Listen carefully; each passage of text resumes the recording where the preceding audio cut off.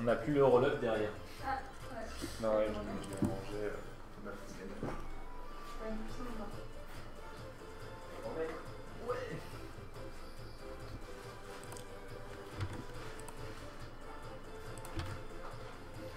Alors,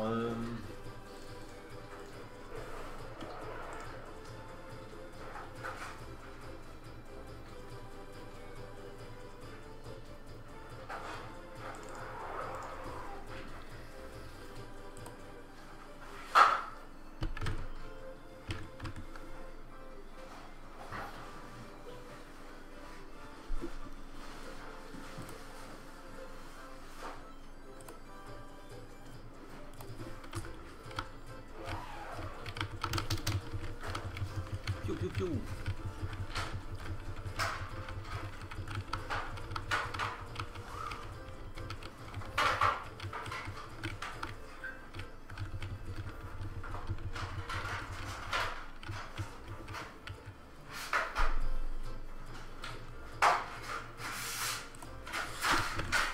Salut Nata, Kota Elf, Bundash, Koka, Anata, Apox, Resta, Tom et les autres.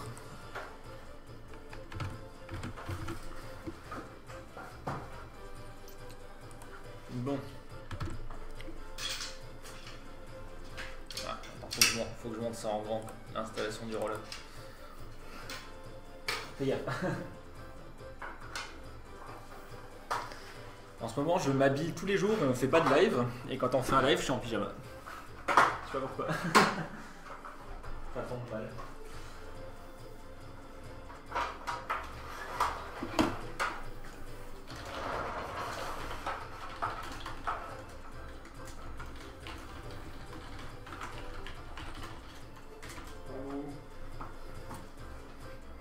Ah bah voilà.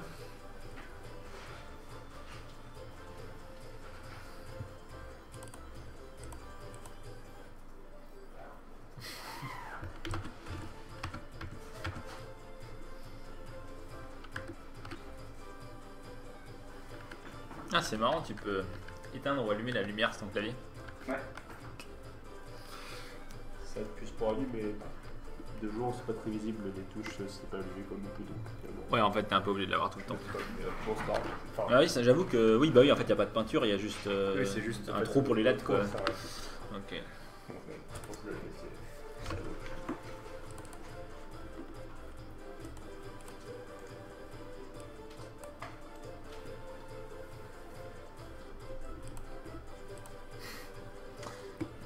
Il n'y a pas le bouton retourner horizontalement, c'est marrant. De la physique en fonction de la texture. Tu parles sur le plugin de l'arcade physique, je suppose. C'est pas au programme. Ça veut dire que ça n'arrivera jamais, mais. C'est quelque chose que j'ai vu dans. Enfin, que j'ai jamais utilisé moi perso, Non, ouais, la physique Pixel Perfect. Mais dans quelques moteurs flash ou ce genre de choses, je crois qu'il y avait. Après, avoir des pentes et d'autres trucs, ça a de Oui, l'intérêt. aller plus loin, ça oui. Mais à ce point-là, ça paraît peu utile, sûrement relativement lourd. Alors, il faut le faire plutôt bien et c'est pas dit que j'y arrive. Donc, pas le meilleur investissement dans les billes en tout cas. Après, comme dit, peut-être qu'un jour, Ouais, à voir. même quelqu'un d'autre tentera de rajouter ça. Disons, moi j'aurais besoin, pour pouvoir voir si ça a du sens ou pas, j'aurais besoin de voir un exemple d'un jeu qui s'en sert et où ça fonctionne bien et où ça a un intérêt en fait quoi. Bon, ok, on est parti donc. Bienvenue dans la partie 2 de cet atelier Astéroïdes avec Superpowers. Donc on va rapidement revoir un petit peu ce qu'on avait fait la dernière fois je pense. Et puis ensuite on va continuer le jeu. Alors, donc on avait commencé un jeu Astéroïdes. Alors on va ouvrir la scène, vous pouvez voir ce qu'il y a dedans. Je vais passer, ouais non, je vais peut-être passer en mode 3D pour mieux voir quand même ce qui se passe. Voilà, donc on a une caméra, bien évidemment, une caméra orthographique puisque c'est un jeu 2D avec des assets 3D. C'est swag. Mais voilà, ouais, ouais c'est plutôt cool. On a le vaisseau bien sûr, Alors le vaisseau il est composé de plusieurs game objects. En fait, il y a tout au bout juste le modèle sur un acteur, et la raison pour laquelle on l'a mis sur son propre game object, c'est que de base il n'est pas orienté dans la bonne direction, donc du coup pour compenser ça on l'a placé voilà, sur son propre truc sans que ça affecte la rotation de l'acteur, je dis game object depuis avant, de l'acteur qu'on va contrôler, que le joueur va contrôler en fait. Donc ça permet d'orienter le modèle dans le bon sens. Bon, il est tourné vers la droite parce que le cercle trigonométrique, l'angle 0 c'est toujours vers la droite, et après on augmente dans le sens inverse des aiguilles d'une montre. Donc du coup, vu qu'on veut qu'il soit dans le sens vers l'angle 0 de base, ben, on l'a mis dans ce sens là, ça a plus de sens. Ouais, le code est déjà disponible sur Bitbucket, je vous tape, c'est Superpowers Asteroids-Demo. Ouais, pour les plutôt bonne idée. Il faudra qu'on voit pour faire ça, il y a peut-être des plugins, ou alors il faudra faire l'incrustation, je sais pas quoi, configurer ça, à voir. Ok. Ouais. En attendant, on essaye toujours de lire les questions qu'il y a dans le chat, histoire que les gens qui regardent la rediff puissent les voir. Ok. Et donc on a encore un autre GameObject intermédiaire qu'on utilise juste pour faire une rotation sur X, pour en gros orienter le vaisseau quand vous tournez, quoi. Donc je vais peut-être quand même montrer, je sais pas si j'ai déjà relancé le jeu depuis ça. Donc voilà, quand je tourne, vous voyez que le vaisseau il s'oriente légèrement. Voilà, donc c'est juste pour l'effet sympa. Et donc on a mis un game object, un acteur pardon, intermédiaire pour ça, parce que donc c'est une rotation autour de X, et on fait déjà une rotation autour de Z pour ça. Le problème c'est que la rotation autour de Z, elle a lieu, c'est quoi, c'est Y, X, Z, l'ordre? Ouais, je crois que c'est ça. Ouais, bon, bref. En tout cas, l'ordre dans lequel les rotations sont appliquées autour de chaque axe fait que ça donne pas le bon résultat en fait. Si on fait d'abord notre rotation sur X avant de faire la rotation sur Z, bah du coup en fait il nous tourne autour de l'axe déjà transformé en fait, quoi. Et donc du coup ça fout la merde. Donc du coup ce qu'on fait, c'est qu'on applique sur cet objet là juste la rotation autour de Z, et sur un enfant on fait une rotation autour de X. Et comme ça, les rotations sont appliquées dans l'ordre ZX au lieu de XZ. Voilà. Donc des fois, quand vos rotations ne se combinent pas de manière logique, il faut utiliser un acteur intermédiaire pour pouvoir contourner ça. Voilà. Ensuite, on a les backgrounds. Donc on a fait un petit background qui scrolle dans le fond. Donc la manière dont ça fonctionne, c'est que cet arrière-plan, il monte vers le haut. L'autre, il le suit à la trace. Et quand il arrive tout en haut et qu'il sort de la caméra, il est téléporté par le script tout en dessous, et comme ça, ça fait un tapis roulant infini qui donne l'impression que qu'il y a un fond étoilé infini, alors qu'en réalité c'est juste deux backgrounds qui se suivent. Pour ça, on a un petit script, le scroll behavior qu'on a ici, voilà, qui donc à l'initialisation il chope la position en Y, donc la position verticale du background sur lequel il est. Il a une vitesse donnée, et 60 fois par seconde il avance un tout petit peu, et s'il atteint 50, donc s'il atteint le 50, ça correspond tout juste à quand il est hors de la caméra, voilà, vous voyez 50, voilà. À ce moment là il enlève 100 à sa position, donc il descend en moins 50, et puis il remonte à moins 50, c'est la position originale du deuxième. Et vu que les deux backgrounds dans ce script, bah, ils gèrent chacun leur position et ils font tapis roulant chacun à leur tour. Voilà. Salut Pango. Ensuite, on a quelques autres petits scripts et détails à voir. Donc sur le vaisseau, on a le ship behavior qui se trouve ici. Et donc lui, il gère la rotation gauche-droite. Donc on a mis en place un mini système de physique, enfin de mouvement un peu simulé, sympa, histoire de ne pas avoir juste une rotation gauche-droite instantanée. On a une vélocité angulaire, une accélération, comment est-ce que tu disais, pas atténuation, inertie, ouais, ok. Histoire que en gros au bout d'un moment il arrête de tourner. Amortissement, voilà, c'est ça le mot. Et donc ça fait que le vaisseau est un petit peu difficile à contrôler, et c'est ça qui est sympa aussi dans un jeu comme Asteroids, c'est que on s'arrête pas de manière instantanée, sinon ce serait trop facile de tout éviter, quoi. Il y a de l'inerce. Voilà, donc vous voyez, on a l'angle, on a la vélocité angulaire, et ensuite on a deux constantes qui sont l'accélération quand on appuie sur gauche ou sur droite, et l'amortissement, qui est simplement un multiplicateur en fait de la vélocité actuelle. Donc à 60 fois par seconde, on multiplie la vélocité actuelle par 0,95, ce qui la réduit progressivement, et donc si on n'est pas en train d'appuyer sur gauche ou droite, le vaisseau va avoir tendance à arrêter de tourner. Et au niveau de la position, on a la même chose, donc ça c'était angulaire, et là on a de manière linéaire, on a la position, la vélocité, l'accélération linéaire et l'amortissement linéaire, qui fait que pareil, le vaisseau il va pas dériver à l'infini, ce qui est un choix qu'on a fait dans certains jeux, dans certains astéroïdes. On a la dérivation infinie, d'ailleurs je crois que c'est ça dans l'original, je crois que c'est Dr Jekyll qui disait ça, mais bon c'est un peu chiant, on a décidé de faire un truc comme ça, on trouvait ça plus sympa. Après dans votre version vous faites ce que vous voulez, vous pouvez toujours désactiver ça, quoi. Voilà, donc le code de rotation avec les tests de comment est-ce quelle touche on a renfoncé, le code de mouvement. Ici on a quelques lignes qui s'assurent que le vaisseau reste à l'écran. Et l'Odren, voilà, donc en gros si je descends tout en bas, je réapparais tout en haut. Si je vais à gauche, je reviens à droite. Voilà, donc simplement on teste si on est en dehors des limites de l'écran, et si c'est le cas, on rajoute la largeur de l'écran ou la hauteur de l'écran pour compenser. Et ça fait que le vaisseau, il est toujours là. Voilà. Et enfin, on a donc le tir. Donc le tir, déjà, il a un cooldown, c'est-à-dire un temps de rechargement. Et donc on ne peut tirer que si le temps de rechargement est à 0. Sinon, et chaque fois qu'on tire, on le réinitialise à 10, ce qui veut dire qu'il y a un intervalle de 10 frames, donc un sixième de seconde, vu qu'il y a 60 frames par seconde, entre chaque tir. Voilà.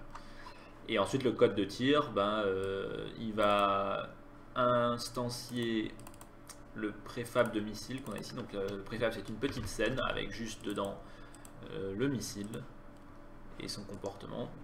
Et donc on en instancie un légèrement à gauche du vaisseau et un légèrement à droite du vaisseau, en utilisant Move Oriented pour le déplacer dans le repère de orienté, quoi, le repère de le missile, il est orienté dans le bon sens, et donc on le déplace légèrement sur la gauche, légèrement sur la droite par rapport à son angle. Voilà, et après on réinitialise le temps de rechargement, histoire qu'on puisse pas retirer immédiatement. Si je désactive le temps de rechargement, enfin le fait de remettre le temps de rechargement, ça fait des trucs bizarres comme ça. Wow, ok. Donc ça en spawn tellement que ça frise complètement. Okay, donc pas une très bonne idée. Je ne recommande pas. Ok. Bien, alors ensuite on a donc un petit comportement. Alors bon, bien sûr on a les modèles 3D qu'on a importés, qui sont assez simples, et on a le comportement pour les missiles. Donc les missiles, ils initialisent leur position et leur vélocité en fonction de leur angle au début, et donc on fait ça dans Start parce que au moment donné où on crée le préfab, on instancie le missile, sa méthode awake elle est immédiatement appelée. Mais à ce moment-là, on l'a pas encore déplacé à l'endroit du vaisseau et on l'a pas encore orienté par rapport au vaisseau. Du coup, on attend un peu plus tard. Donc le start, il est exécuté juste avant tous les updates. Donc dans l'ordre, les awake ont lieu et l'angle aussi, et d'initialiser la vélocité correctement. Donc c'est important de mettre ça dans start et de ne pas le mettre dans le awake, sinon ça ne marcherait pas. Voilà. Et donc par contre à la création de l'objet, on l'ajoute à une liste globale de tous les missiles, et à la destruction on le retire de cette liste, et ça va nous permettre de tester les collisions avec les astéroïdes. Voilà. Et donc sinon qu'est-ce qui se passe? Le missile il a une durée de vie limitée, donc on lui met un timer qu'on initialise à 120 frames, donc l'équivalent de 2 secondes, et quand on arrive à 0 on le détruit. Et sinon le reste du temps on applique la vélocité à sa position et on applique la position à l'acteur. Comme ça le missile il avance en ligne droite. Ok. Enfin, on a donc l'astéroïde. L'astéroïde, il y a aussi un petit préfab avec toujours pareil, un script et puis un modèle. Le script sur l'astéroïde, il est un peu similaire au missile, sauf que il choisit une vélocité aléatoire Donc les astéroïdes vont plus ou moins vite, et il choisit un angle aléatoire dans lequel il va se déplacer aussi. Voilà. Et oui, et contrairement aux missiles, les missiles, donc, quand ils sortent de l'écran, ils reviennent pas. Ah bah tiens, on a encore, vu que on a copié-collé le code depuis le vaisseau, on avait écrit garder le vaisseau sur l'écran, mais en fait c'est garder l'astéroïde sur l'écran. Donc c'est à peu près le même code que pour le vaisseau. Et voilà, et puis on applique une rotation aussi sur l'astéroïde, histoire de donner compte qu'il est à la dérive, c'est sympa. Je vais fermer ça parce que je peux pas... Non. Ah merde, parce qu'il y a le serveur. Ok. Après, on peut faire la console. Mais... Non, mais bon, ok, je vais le laisser. Je me suis dit, c'est pas la peine. C'était stupide. Ok. Donc... ouais, et donc c'est ici qu'on vérifie s'il y a des collisions avec les missiles. Donc on parcourt la liste globale des missiles. Et si la distance à un missile est plus petite que la taille de l'astéroïde, donc la taille de l'astéroïde est aussi aléatoire entre 1 et 2, donc ça peut être n'importe quel nombre réel entre 1 et 2. Et si donc le missile est suffisamment proche de l'astéroïde, alors on détruit à la fois le missile et l'astéroïde. Voilà. Ok. Après donc on a le gestionnaire d'astéroïdes, donc ça c'est un petit script qu'on a mis directement, un petit comportement qu'on a mis directement sur la caméra. La caméra c'est un peu notre fourre-tout quand on a des scripts de gestion qui n'ont pas besoin de leur propre objet. Et lui ce qu'il fait en gros, bah, c'est que au lancement du jeu il crée tout de suite le nombre d'astéroïdes qu'on a dit de créer dans le jeu, c'est par défaut c'est 10. Et toutes les secondes, si jamais il n'y a plus assez d'astéroïdes, il en recrée. Vu qu'on peut les détruire évidemment, bah, il va recréer des astéroïdes. Et donc comment est-ce qu'il fait ça? Là il y a un petit morceau de code qui va décider, soit il va le mettre sur les bords de l'écran gauche ou droite, soit sur les bords de l'écran haut ou bas. Donc dans le cas où on tire, en fait on lance un D2, ce qui n'existe pas, mais bref, on lance une pièce, et si on tombe sur pile, on le met sur les bords horizontaux, si on tombe sur face, on le met sur les bords verticaux. Voilà. Et donc comment est-ce qu'on fait ça? C'est qu'en gros, donc là ça c'est quoi? Ça c'est le cas où en Y, donc verticalement, on choisit entre deux valeurs, c'est soit tout en bas de l'écran, soit tout en haut de l'écran. Et par contre, donc avec la fonction sample, elle permet de choisir une valeur parmi une liste. Donc on choisit soit cette valeur, soit cette valeur. Par contre, la fonction float, dans le module random, elle nous retourne un nombre continu entre deux valeurs. Donc elle nous retourne un nombre quelconque entre tout à gauche ou tout à droite de l'écran. Donc ça nous donne du coup un astéroïde qui apparaîtrait soit tout en haut quelque part, soit tout en bas quelque part. Alors que dans l'autre cas, on fait l'inverse, on choisit une valeur soit tout à gauche, soit tout à droite, et on choisit une valeur continue verticalement. Donc, voilà. Du coup, les astéroïdes apparaissent toujours des bords de l'écran et pas en plein milieu de l'écran si on avait fait juste un nombre aléatoire sur les deux axes comme ça. Voilà, et puis après, pareil, c'est un peu, il y a un temps de rechargement pour le spawn des astéroïdes. Donc c'est un peu la même chose. Voilà. Et enfin, le script qui relie tout ça, c'est le script game. Lui, donc, il crée un petit espace de nom dans lequel on range nos différentes choses. Donc, on va ranger la taille de l'écran qu'on va calculer au lancement du jeu. On range la liste des missiles, la liste des astéroïdes, le nombre d'astéroïdes qu'il y a actuellement. Et donc, quand on appelle la fonction game.start, il initialise la liste des missiles et des astéroïdes, il les met à vide. Il charge notre scène principale, donc celle-ci. Et ensuite, il chope la zone de vue en utilisant donc la caméra. Il récupère la caméra, il chope l'orthographic scale de la caméra. Comment est-ce qu'on dit ça en français? L'échelle orthographique de la caméra. Je peux le montrer très simplement. C'est en gros la taille verticale ici là, de la caméra. Vous voyez que si je l'augmente ou je le diminue, ça change cette taille-là. Et donc ça c'est pour la hauteur. L'orthographic scale détermine la hauteur de la caméra. Et pour la largeur, on prend l'orthographic scale et on le multiplie par le ratio de notre caméra. Et il se trouve, donc ça pourrait être 16/9, ça pourrait être 4/3. Il se trouve que dans le jeu, on a réglé le jeu pour avoir un ratio carré de 1 pour 1. Donc finalement cette multiplication ici, dans notre contexte, elle sert un peu à rien. Mais ce qu'il y a de bien, c'est que du coup, vu qu'on fait le calcul correctement, il suffirait de changer la valeur ici, de dire maintenant mon jeu c'est un jeu de 2 par 1. Et tout le jeu s'adapte, à part les backgrounds qui n'ont pas la bonne taille, mais les astéroïdes ils apparaissent bien quand même sur les bords de l'écran, etc. Donc c'est mieux si vous pouvez faire que votre jeu il s'adapte à tous les cas.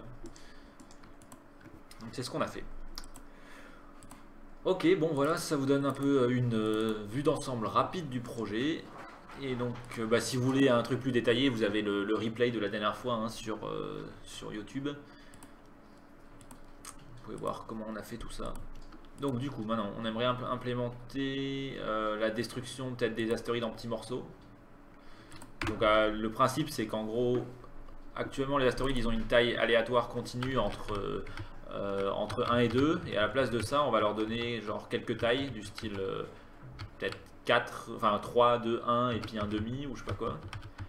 Et chaque fois qu'on va détruire un astéroïde, il va en fait se séparer en plusieurs morceaux de la taille d'en dessous, quoi. Je sais pas si on veut mettre systématiquement 2 morceaux ou on fait un nombre aléatoire de petits morceaux. Je crois que généralement c'est fixe. Enfin... Ouais bon, on va voir. On va commencer par un truc fixe. Voilà. Donc comment est-ce que ça va se passer? On va modifier le comportement de destruction ici pour que, en plus de se détruire, il va créer de nouveaux acteurs. Et on va aussi changer le système de taille pour qu'il choisisse une taille parmi un nombre de tailles prédéfinies, quoi. Donc on va définir ici en constante peut-être les tailles possibles. Et donc disons 0,5, 1, attends voir. Est-ce qu'on fait dans ce sens-là? Non, on va commencer par plus haut, donc 3, 2, 1 et puis 0,5, disons. Voilà.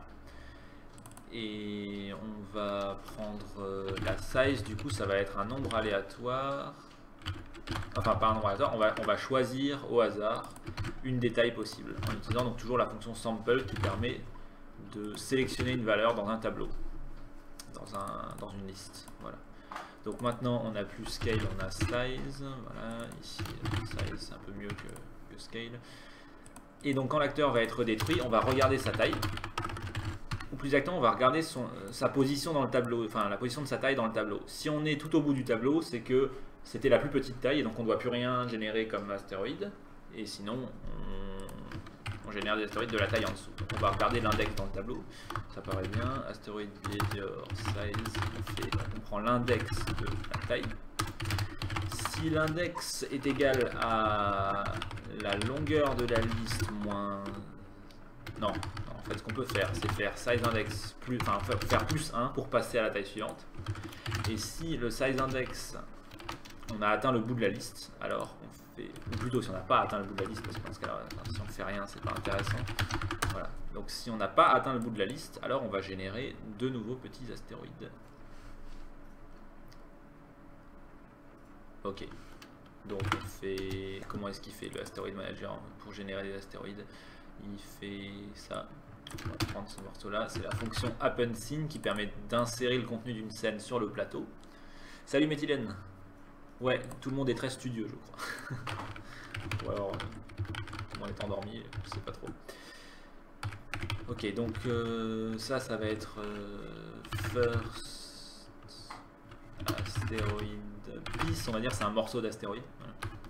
Et on va lui set sa position locale à la nôtre. Enfin attends, non, on l'a stocké directement sur le script, donc autant faire ça. Et l'angle par contre, non, faut aussi qu'on en choisisse un, quoi. On fait quoi? Aléatoire, perpendiculaire. Ah, perpendiculaire, c'est pas trop mal. Par rapport à quoi? À sa direction actuelle. Genre tiens, on en fait un à 90 ou et un dans l'autre, bon c'est peut-être un peu... Plutôt par rapport au tiers. Alors, ah, genre ouais. En mode 2 dans la direction du tiers. Ouais, légèrement séparé. Enfin, ou à 45, 90 degrés l'un de l'autre. Ouais. Ouais, ok. Ouais, on peut faire ça. Alors, du coup, bah, c'est bien, on a le missile ici. Donc, du coup, on va peut-être plutôt détruire le missile. Et d'ailleurs, l'acteur aussi, hein, parce que si on accède encore des propriétés sur l'acteur, il faut peut-être pas qu'il soit détruit, on va le faire après. Donc, on va choper l'angle du missile. Est-ce qu'on l'a de manière publique? Regardons. Non. Ok, bon après on peut faire get local layer angle le Z dessus, donc on va faire ça, voilà, pour récupérer donc l'angle incident du missile.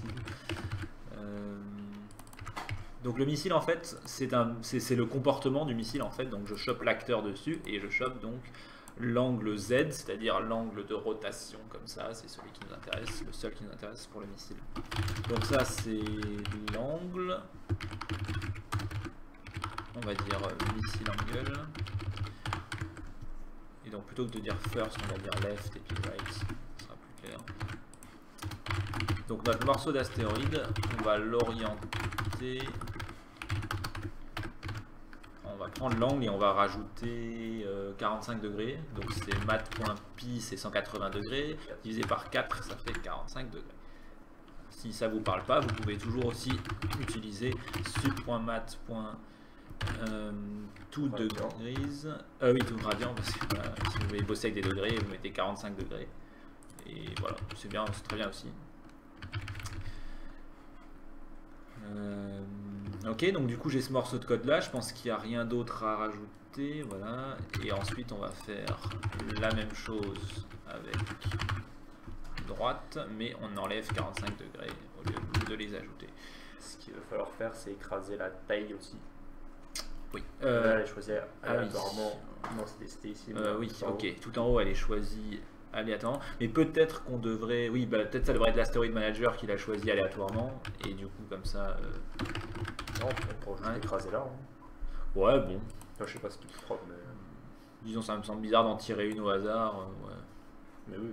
Oui, bon, allez, disons qu'on fait que c'est l'Asteroid Manager qui l'a choisi. Vu que de toute façon, il choisit déjà la position et l'orientation.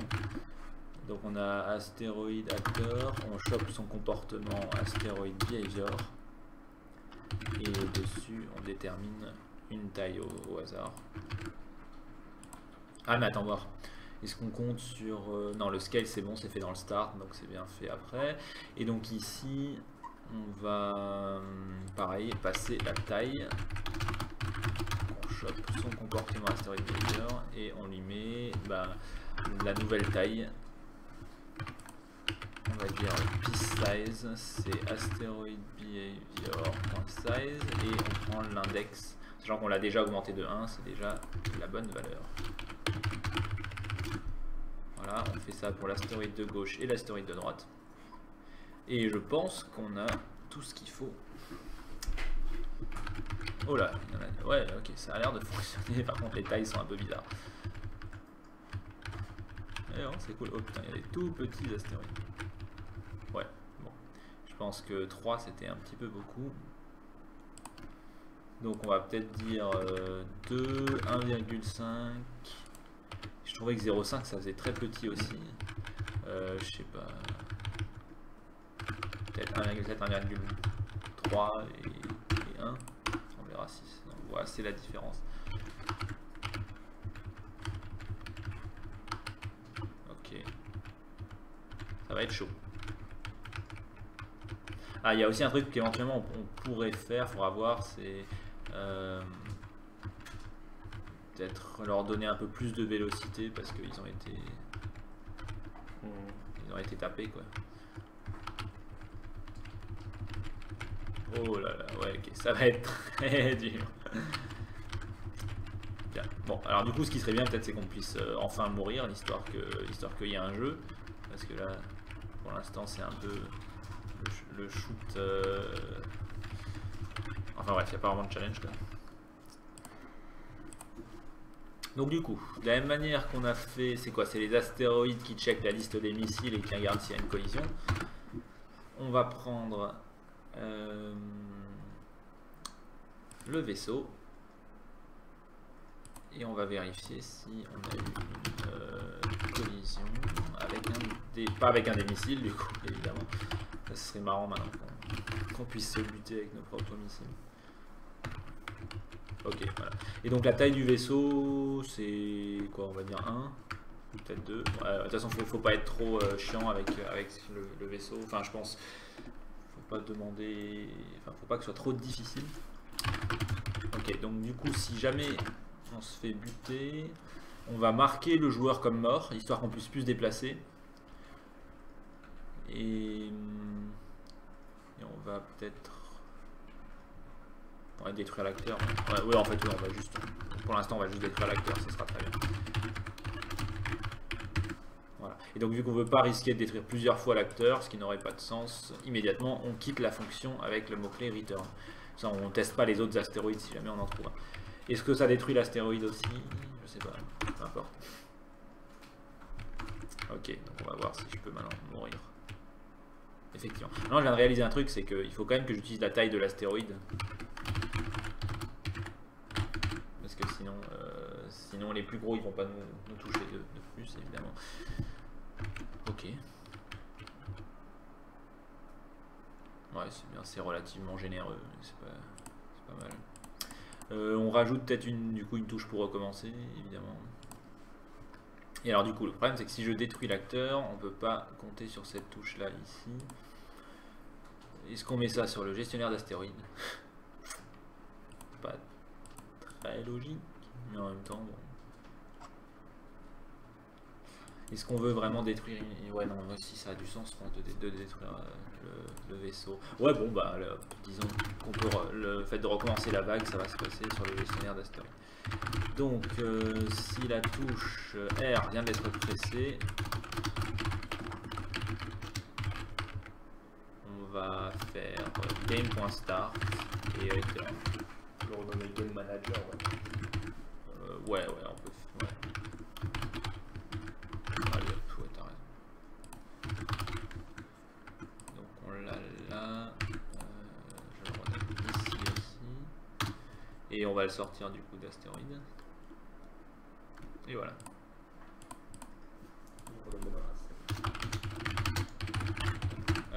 Oui, c'est pas automatique. Ok, nickel. Ouais, faudra voir si on peut faire ça parce que. Enfin oui, quand on aura le système de refactoring, tu sais où tu peux faire F2 et renommer proprement une classe, là on pourra détecter que c'est la même classe. Parce que ce sera une vraie opération qui se passe côté serveur de toute façon. Enfin je pense. C'est pas le script game qui devrait gérer ça. Alors le script game c'est pas un comportement, c'est juste un script en fait. Donc c'est-à-dire qu'il est pas appelé, il a pas une classe qui est appelée 60 fois par seconde ou quelque chose comme ça. Salut Little Big Jerby. Du coup, il n'a pas un endroit où il peut vérifier si une touche a été pressée ou quoi que ce soit. Voilà. C'est pour ça qu'on a un Game Manager Behavior. Lui, il spawn des astéroïdes et puis c'est vrai, c'est une bonne idée effectivement de le renommer. Et il va gérer les choses comme ça. Et le game, il gère que l'initialisation et les variables globales. Voilà, ok, ça paraît bien.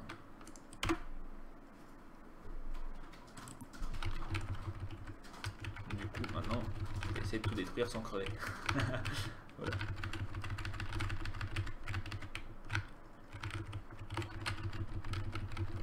C'est chaud.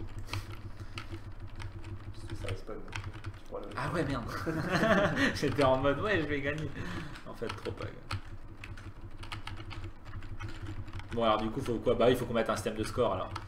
Qu'on voit qui est-ce qui arrive à aller le plus haut, quoi.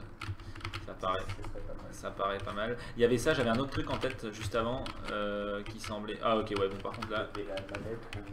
Ah, oui, voilà, la manette, je pense que c'était ça, à ça que je pensais. Ok, alors je viens de me rendre compte que là, quand même, avec les petits astéroïdes, c'est un peu trop facile. Donc, on va dire. On va rajouter un ship behavior pour un size global. Alors. On va utiliser le truc dont on parlait l'autre fois, le fait qu'on peut mettre des constantes sur un namespace ici, on va dire 1 par exemple. Voilà. Et là on a d'autres constantes qu'on avait mis un peu en bordel. On va aller les mettre ici aussi, ça sera plus propre de les marquer comme qu'elles sont. Donc du coup on a la taille, on a l'accélération angulaire, le cooldown, et il faut qu'on mette à jour ici, c'est plus sur 10 du coup.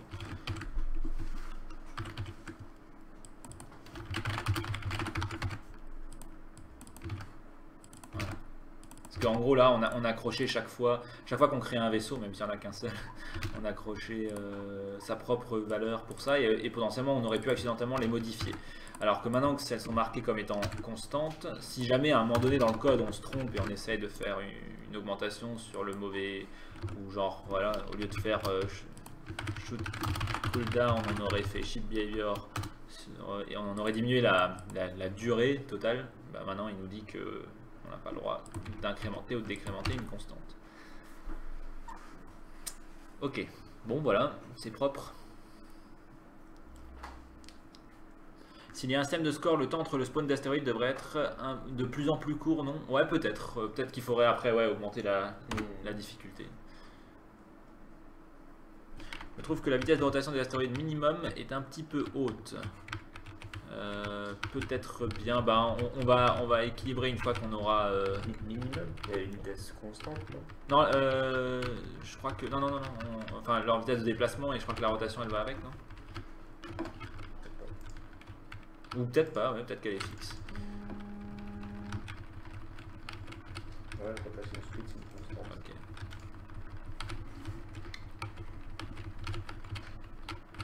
Bon. En fait ça va, c'est pas si dur. Peut-être qu'on pourrait, simplement on devrait aussi augmenter le nombre d'astéroïdes, etc. Ouais, le truc c'est que plus t'en fais des petits, moins il y en a qui spawnent parce qu'ils comptent quand même aussi dans la liste des astéroïdes. Donc là ça fait un bout de temps que j'ai pas eu de spawn en fait quoi. Ouais, c'est ça, maintenant j'ai plus que des petits et il faut que j'en bute suffisamment pour que j'ai de nouveau droit à un grand. Ouais. Okay, ouais. Peut-être qu'on peut changer la valeur max. C'est un calcul par rapport à leur taille et pas juste par rapport au nombre. Ah oui, ouais.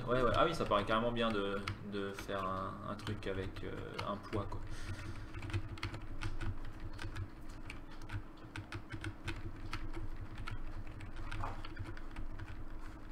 Je suis mort.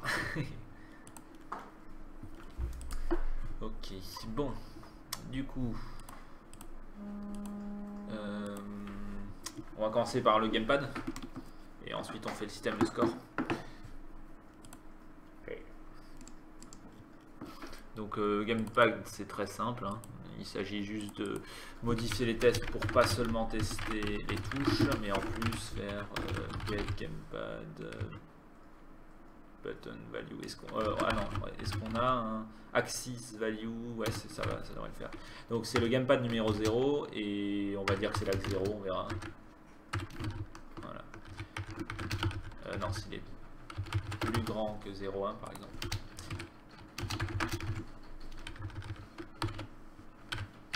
Donc du coup, hein, le get gamepad axis value, la manière dont ça fonctionne, c'est le premier, c'est l'index du gamepad. Donc moi j'ai branché mon gamepad ici en premier, donc c'est le numéro 0, et ensuite l'axe, et je crois de mémoire que 0 c'est l'axe gauche-droite. Voilà. Et donc du coup après ça nous retourne une valeur entre -1 et 1. Et on met ce qu'on appelle une dead zone ou une zone morte pour que, vu que votre stick il est analogique, des fois il peut se déplacer un tout petit peu et on voudrait pas que ça se déplace tout seul pour rien. Donc du coup on met une petite valeur minimum de 0,1 ou 0,15 ou je crois que 0,15 c'est pas trop mal. Voilà. Surtout que des fois il y a des sticks, même quand ils sont au repos, ils restent un petit peu penchés d'un côté et de l'autre. Donc tous les jeux font ça, ils mettent une petite zone morte. C'est pas con du tout ça. Un enum? Oui, la raison pour laquelle on n'avait pas fourni jusqu'à présent quelque chose de fixe, c'est que c'est pas vrai pour toutes les manettes, surtout il y a même des différences actuellement dans Firefox et Chrome. Mais je pense qu'ils vont l'unifier ou que peut-être ça a été fait entre temps, tu vois. C'était peut-être juste un bug dans la version qu'on avait testée à ce moment-là. Je pense que oui, il faudrait carrément qu'on mette. Qu'on ait les noms de base, quoi. Je veux dire, ça paraît logique. De la même manière, hein, pour les touches, à terme, taper des strings, c'est pourri. Là aussi, pareil, la raison, c'est que c'était pas correctement unifié dans tous les navigateurs, et surtout que actuellement, on utilise les touches localisées, et on aimerait à terme utiliser les touches physiques, c'est-à-dire qui dépendent pas du layout du clavier, mais de leur position géographique sur le clavier. Et donc, du coup, mettre des strings, c'était la manière la plus simple que plus tard on puisse tout changer, quoi. Bon. Sans casser les jeux. On verra le moment venu. Donc ok, ça marche pas du tout. Ah si, alors oui, le truc important c'est que votre gamepad il va commencer à fonctionner que une fois que vous aurez appuyé sur A. Donc parce que c'est une sécurité dans les navigateurs, les gamepads ne sont listés pour les applications. Ouais, alors j'ai juste fait gauche-droite pour l'instant. Ils sont listés qu'une fois que quelqu'un appuie sur A, comme ça les pages web ne peuvent pas utiliser ça pour vous identifier de manière un peu plus unique en disant lui il a 2 gamepads branchés et donc ça donne des informations sur vous. Ok. donc ça c'est une première chose. Peut-être qu'on pourrait stocker le horizontal axis plutôt que de l'appeler 2 fois.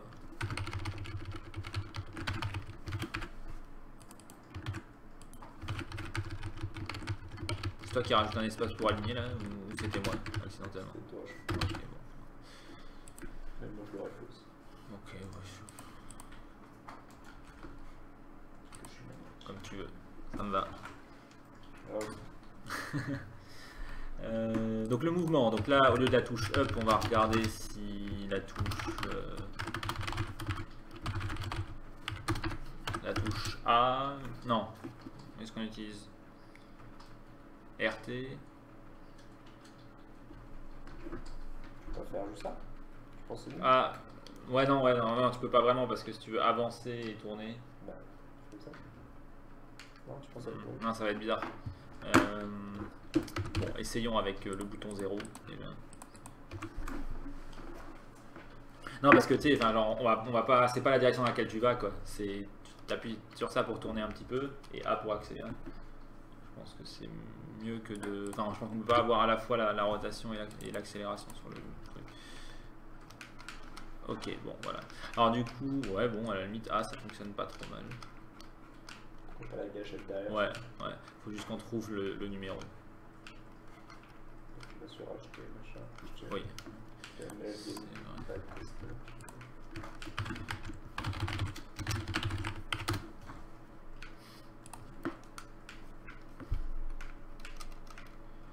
A priori, c'est le bouton numéro 7.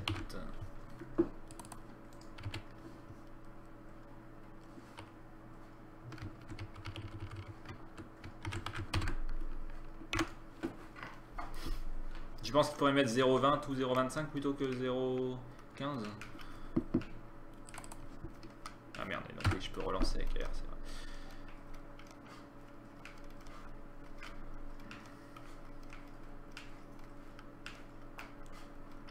Ok, bon. Je trouve que c'est limite plus dur à la manette. Enfin, c'est peut-être parce que j'ai ta manette avec le stick qui reste collé à moitié. Possible. Ça doit pas trop aider. Ok, bon, c'est cool. Donc, on voudrait pouvoir tirer.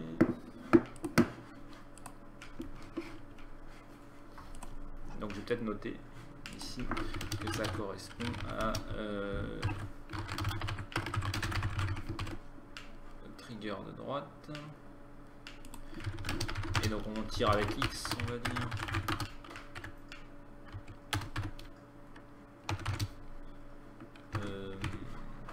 Gamepad tester.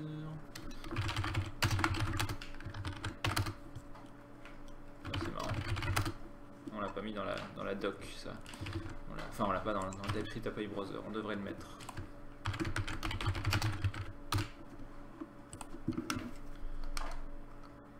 C'est le bouton numéro 2.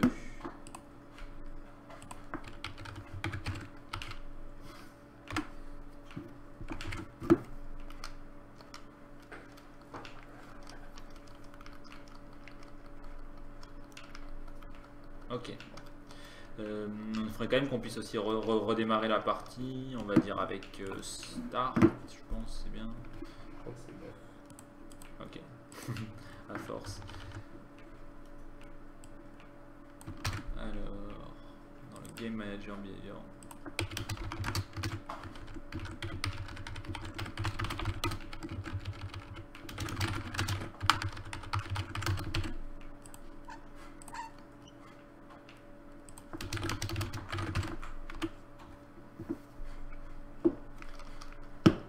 En effet, c'est bien ça.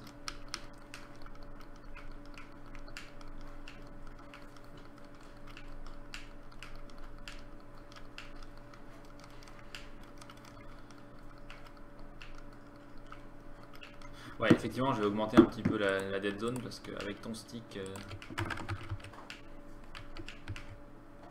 qu'il a mon stick? il est top. Voilà, c'est ça. Il est pas trop bien. Quoi.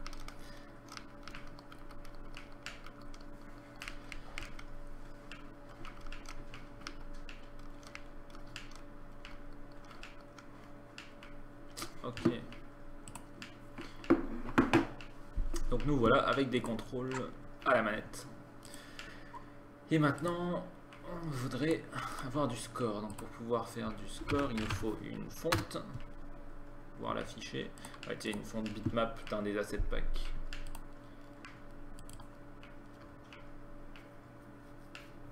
Qu'on vous fournit.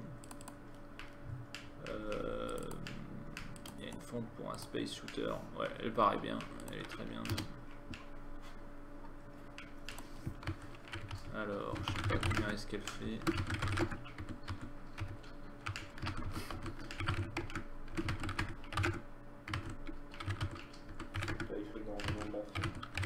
Ah oui, je crois que c'est une 20 par 20, oui. Oui, effectivement. Ok. On a une fonte qui commence avec le caractère offset 32 et d'autres qui commencent avec le caractère offset 33. C'est pas mal quand même. Bon. Travail de qualité. Ouais, bien unifié comme il faut. On aurait vraiment dû en fait versionner les assets packs et les mettre sur... Mais ouais, carrément, on devrait les mettre sur... Ah oui, non, mais je pense que la raison pour laquelle on n'a pas fait, c'est qu'on voulait pas forcément que ce soit accessible à tout le monde de manière publique pour l'instant. Ouais. Mais à terme, on devrait uploader les assets packs sur GitHub ou Bitbucket. Et depuis Chio, on link directement les zips, comme ça les gens ils ont toujours la dernière version. Et quand on fait des fixes, on a juste à pusher et puis c'est 10 000 fois mieux, quoi. Ok. Bon, voilà, donc là on a une fonte bien comme il faut. Je sais pas où il faut la mettre, on laissera le project manager décider. Et On peut aussi acheter, peut-être. je le sens bien. Donc on va rajouter, on va accrocher à la caméra un score.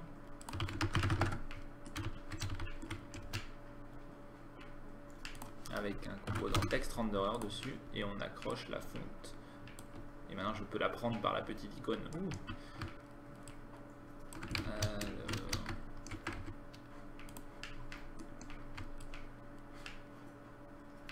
Alors que ça va être un peu petit quand même.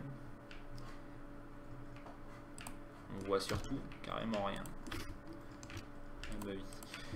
Il faut l'avancer un petit peu pour que ce soit dans le champ de la caméra. Ok. Ça reste pas trop directement. Ouais, ok.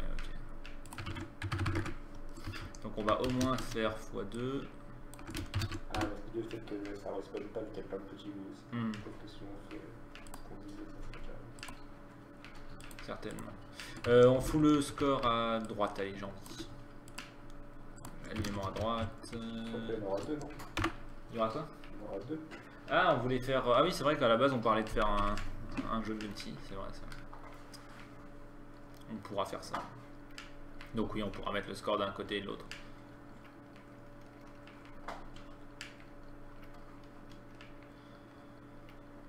Peut-être qu'on devrait permettre de jouer à deux ou en solo, carrément. Ouais, ok, donc là, tu vois, j'ai le stick.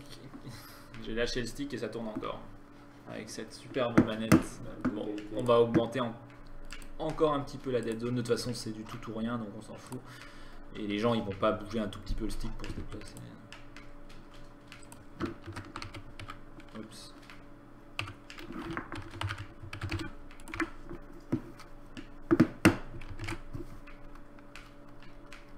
Ok, là on dirait que j'arrive effectivement plus à le bloquer. Donc 25 c'était la bonne valeur, hein, Anata. T'avais raison. Je l'ai découvert par expérience.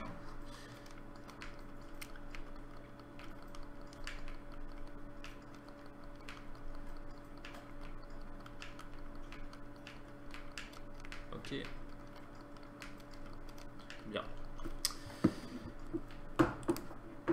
Alors, on va coder du score.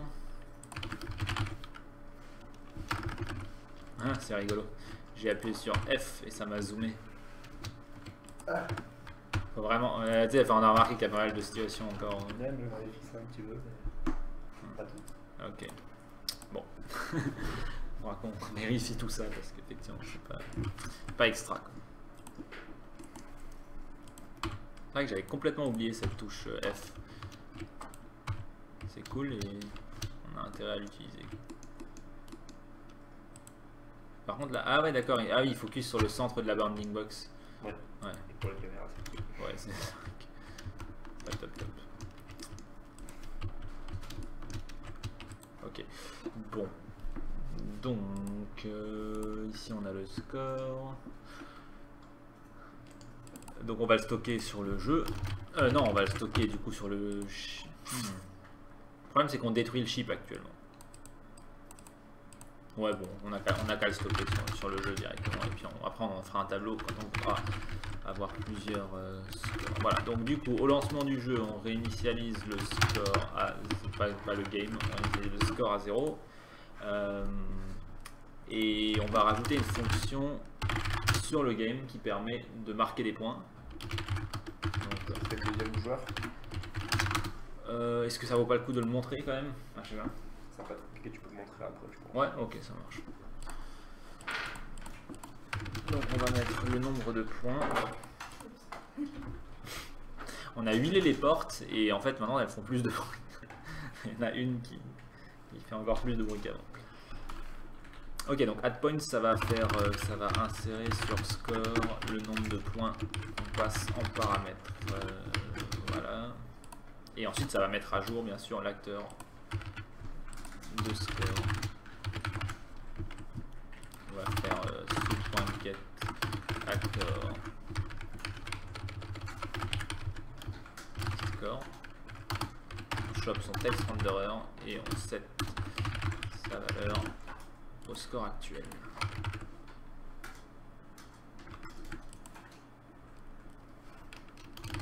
Okay. Du coup, on va peut-être quand même effectivement mettre ça à 0 plutôt qu'à score, c'est un peu bizarre. Voilà. Bien. Et donc maintenant quand un astéroïde est détruit, on va rajouter du score. Et peut-être on va rajouter plus il est petit, plus il rapporte de points. Ouais, je sais pas, peut-être. On va dire game.addPoints, ça fois 100 peut-être. Donc du coup ça veut dire que quand on détruit un comme ça, il va nous rapporter 100 points, puis 200, puis 300, puis 400. Hop, pourquoi pas.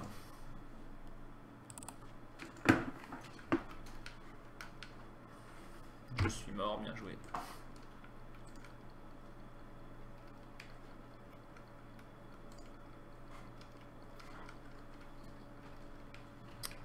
Cool. Voilà, on a un système de scoring tout basique qui fonctionne. Putain, il y a beaucoup de monde. Wow. T'as modifié quelque chose au niveau du spawn, non? Non. Ok, j'ai juste pas eu de chance. 17 500.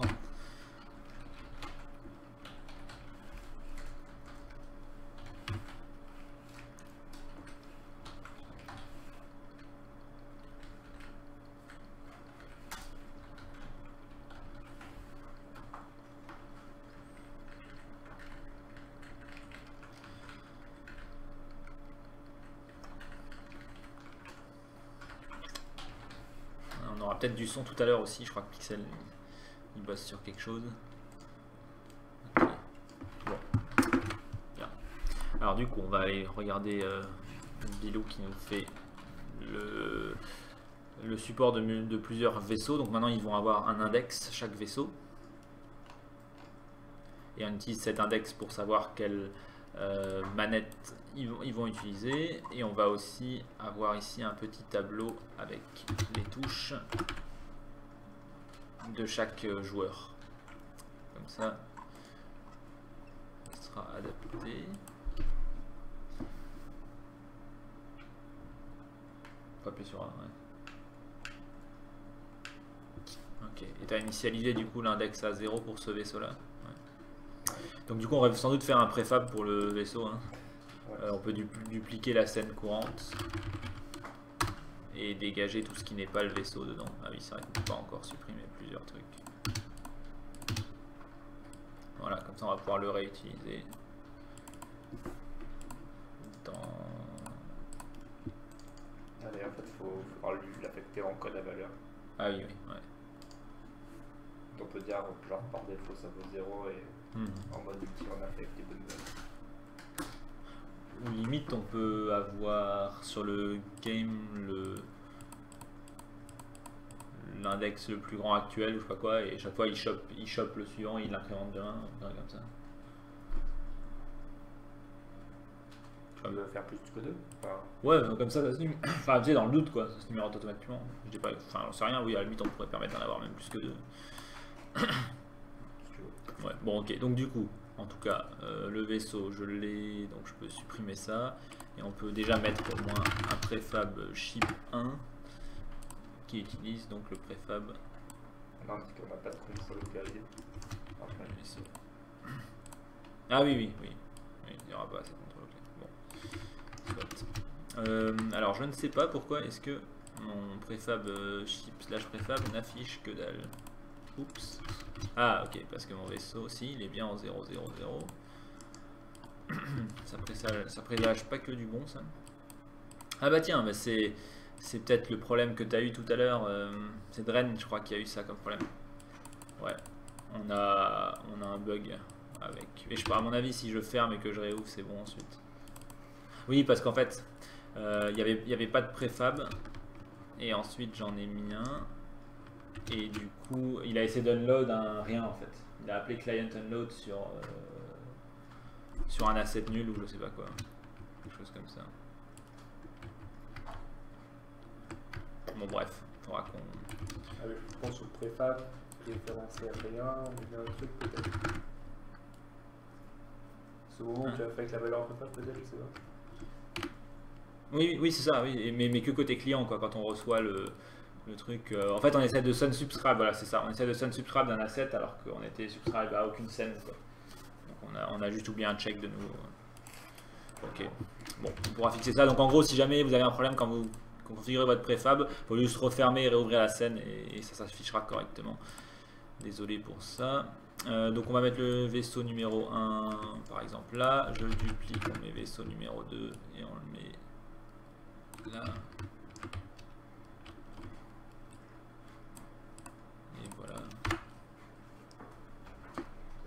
Vous pensez refaire une convention prochainement?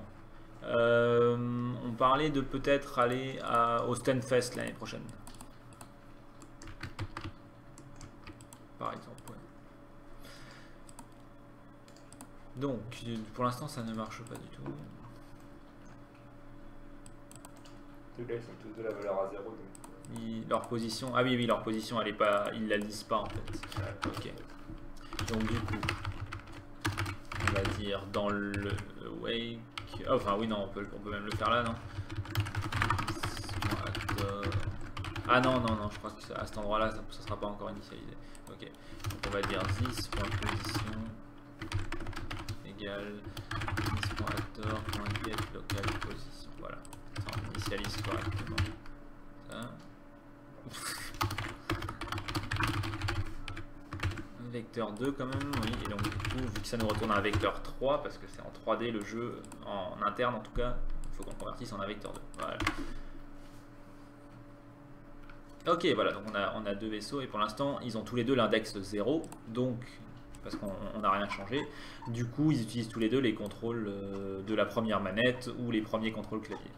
Donc pour changer ça, effectivement, ce qu'on pourrait faire, c'est stocker next ship index. C'est un nombre, on le met ici à 0 à chaque fois qu'on redémarre le jeu et chaque vaisseau va prendre le game.nextShipIndex et on fait une post-incrémentation. C'est ce qu'on déteste faire. on va plutôt faire ça proprement. Ici on va dire this.index égale ça et ensuite game.nextShipIndex voilà. Ça, le premier vaisseau qui est chargé, il prendra l'index 0 et il augmentera le prochain à 1. Le suivant, il prend le 1 et il augmente à 2, etc. Et donc normalement, maintenant, ils devraient avoir chacun leur propre contrôle. Et donc effectivement, là, je peux contrôler chacun séparément. Parce qu'il a... T'as mis quoi pour tirer? Avec... Ah bah ok, oui, donc c'est X pour celui-là. J'ai pas changé. Ah bah oui. Ah oui, oui, ok. D'accord, c'est X pour les deux. Donc on va rajouter un contrôle shoot. Donc Q, Z et D, c'est bien, mais on veut rajouter. On va pouvoir shift ou left shift, tu vas commencer. Juste shift. Shift. Ah oui, on peut pas distinguer, c'est ça? Non. Sinon on met G. Ça met là. Et ici. Alors ici, ce serait bien qu'on ne dépende pas du pavé numérique de trop. Donc peut-être c'est TRL quand même. C'est quoi? C'est contrôle, je sais pas. Ouais. Alors regardez. Ouais, effectivement. Et donc du coup, il faut qu'on code le truc parce que là, on n'utilise pas actuellement contrôle. Ship behavior.keys this.index.shoot. Voilà, et ici aussi, il faut qu'on utilise this.index.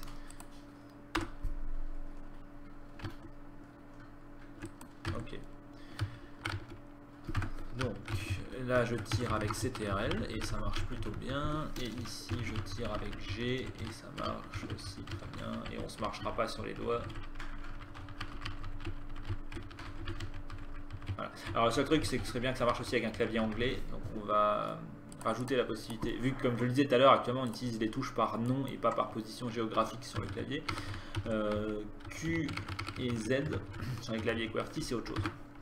Donc ce qu'on va faire, c'est qu'on va permettre de spécifier plusieurs touches. Donc D, ça change pas. Et up, ça va être Z. C'est quoi? C'est W à la place.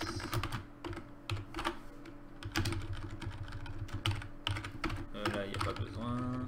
Et G, ça change pas. Donc, ouais, oups. V au lieu de G. Moi, ça me va. Va pour V. Peu importe, ouais. Ouais, ok, c'est un peu plus bas, c'est peut-être mieux. Ok, donc il faut qu'on aille modifier bah voilà, le code là-haut IRAL. Il faut qu'on gère que ce soit une liste. Donc... On pourrait mettre des listes pour ces deux-là. Ah oui, on peut mettre des listes partout. Non, mais juste pour les mêmes. Quoi, pour, oui. les touches qui sont concernées. Ah oui, il faut, oui, parce que sinon ça va. Ce que je propose du coup, c'est qu'on fasse une petite fonction isKey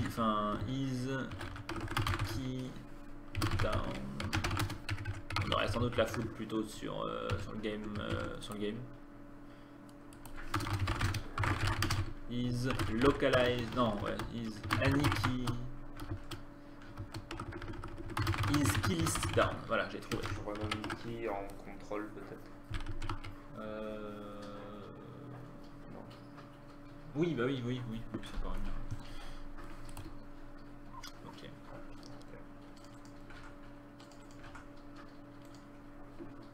Ok. Et donc là-dedans, on a. Enfin, remarque, non, c'est bien parce que c'est pas justement, c'est juste des trucs au clavier, ça. Donc qui ça paraît bien, non? Oui, peut-être. Donc on va dire isKey list down, on passe une liste de string. Voilà. Et on va faire pour chaque key dans la liste des clés, si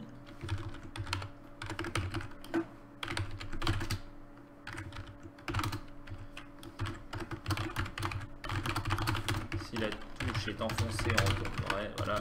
Et bien, s'il n'y a aucune dans le tas qui est enfoncée, on retourne faux, voilà. Du coup, bah écoute, on va en faire des listes partout, même si on utilise la même. Hein. C'est peut-être comme ça, les gens, si jamais ils veulent customiser les contrôles pour une raison ou une autre, ils pourront changer ça. On va même le faire pour shoot. Voilà.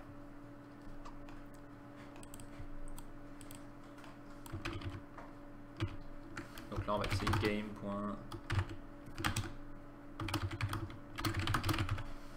Ça. Voilà. Ok. Donc maintenant, voilà, je peux me déplacer et si je passe en clavier anglais en faisant Alt R, c'est clavier anglais ça? Non, japonais. Ça marche aussi. Ah ok. Ouais. n'arrive pas.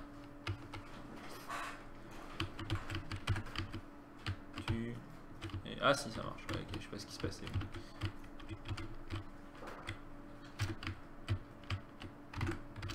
Ok, bien. C'est V comme... C'est pour ça. Alors qu'avec G, ça marchait pas trop, c'est vrai. Aussi ouf.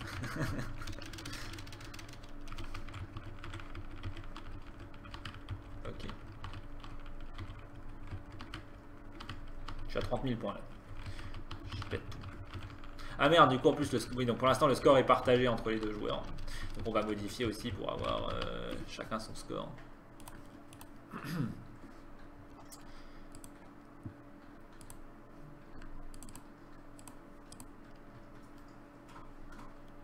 Donc on va appeler ça score.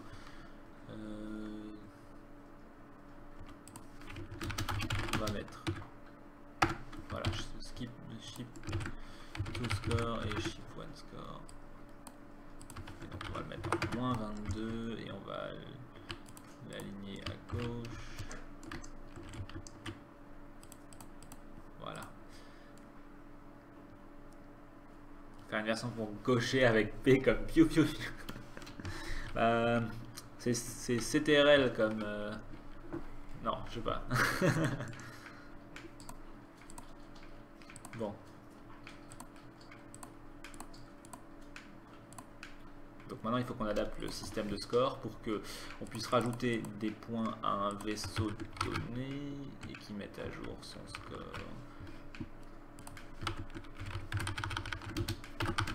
On va passer le ship behavior et le nombre de points qu'il doit prendre. Voilà. Et comme ça on peut faire scores by ship index.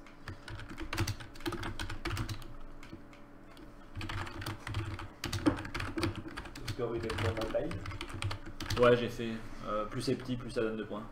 Ce qui est, je sais pas, une idée comme une autre.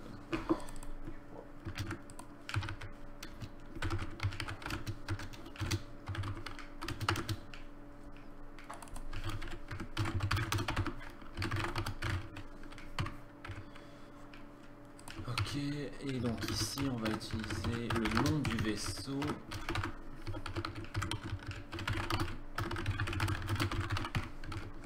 Choper son score et on lui mettra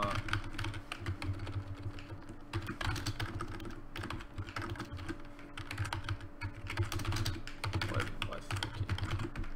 Voilà, on met à jour le score et enfin donc on veut ajouter des points. Ah, il faut qu'on sache le missile. Actuellement on n'a pas de notion d'à qui il appartient, donc il faut qu'on rajoute sur le missile le ship auquel il appartient.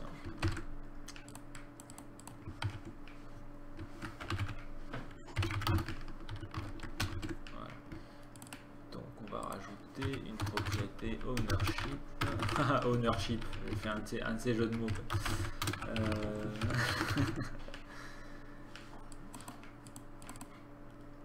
Et donc il faut qu'on l'initialise, évidemment, quand on crée un missile. Quand on tire, on fait ça, et donc on va faire get behavior, missile behavior, et ensuite ownership égale this. Voilà, ça maintenant les missiles ils stockent à quel vaisseau ils appartiennent et ils peuvent donner des points au vaisseau en question.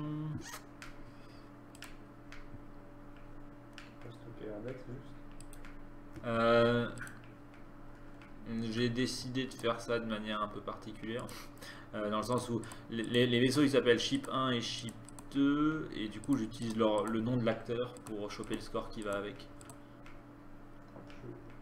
Ouais, bon, ouais, ça discute. On pourrait juste les appeler chip 0 et chip 1.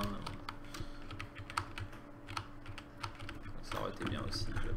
Bon, ok, en tout cas, ça a l'air de fonctionner. Donc, on a du scoring.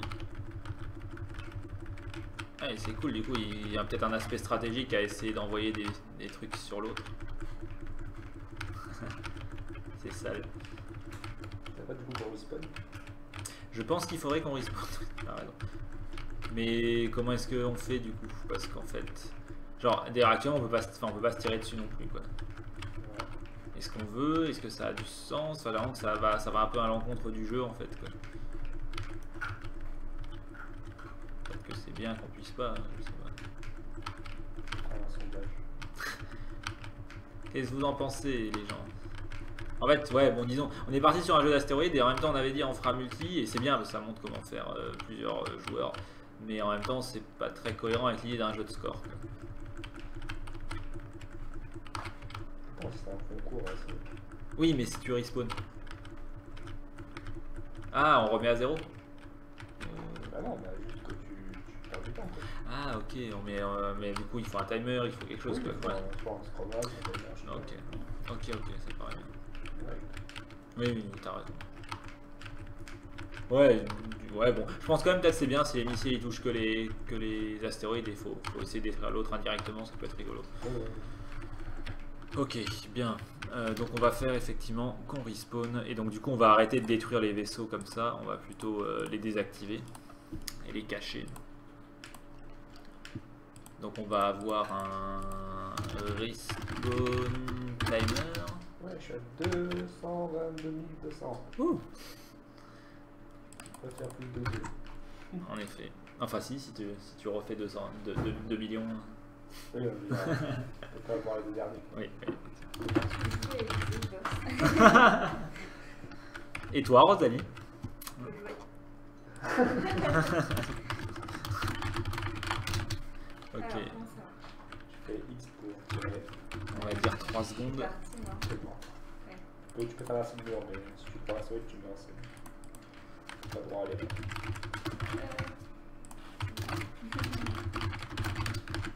Donc on va mettre une variable respawn timer et quand elle est à nul, on considère qu'on est en vie et si elle est différente de nulle, alors on est mort. Chacun notre score.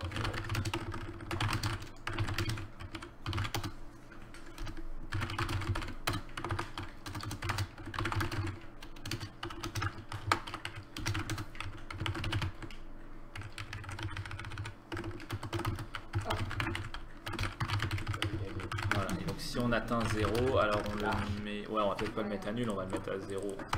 Voilà, donc si le respawn timer il est plus grand que 0, alors on diminue de 1 et on va dire... S'il est encore plus grand que 0, alors...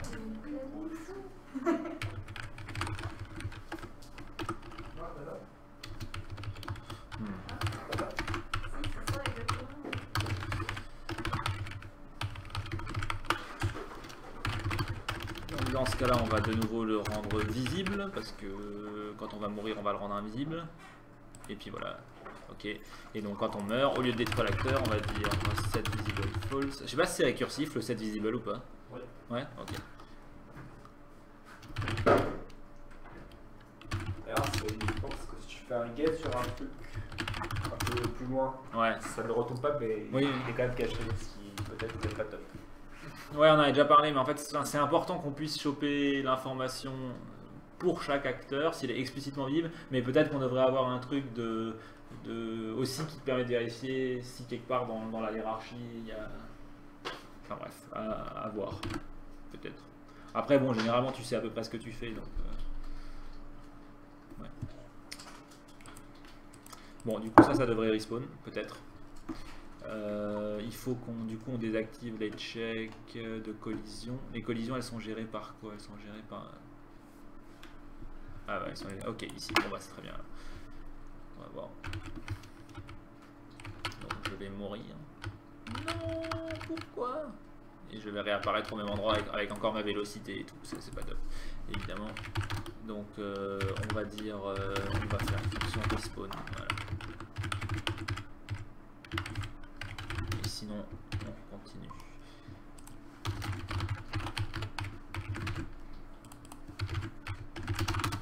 Et donc là, quand on fait respawn, on devrait stocker la position initiale pour le respawner au même endroit. Ouais. Et tout reset.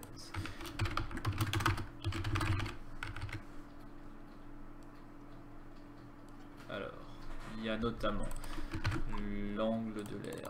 Ici, il y a sur l'acteur. C'est quoi? C'est Z, je crois.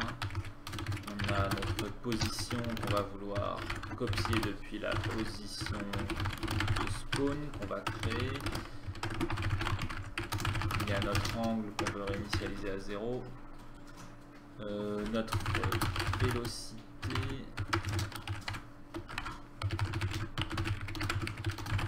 Notre vélocité angulaire.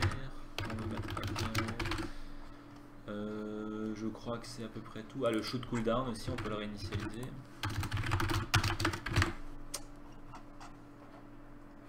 Voilà, je pense qu'on a fait. Ah, ouais, on a fait le tour. On a fait le tour. Ok, donc maintenant on va stocker la position ici comme spawn position.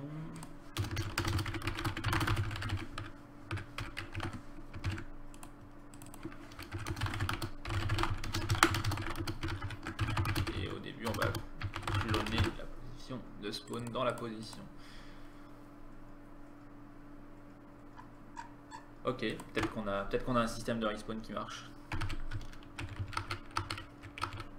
Non, je suis mort.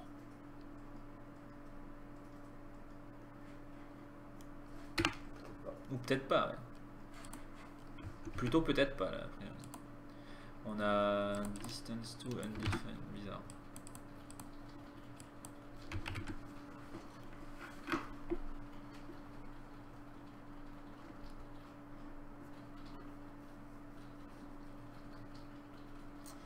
J'ai des astéroïdes.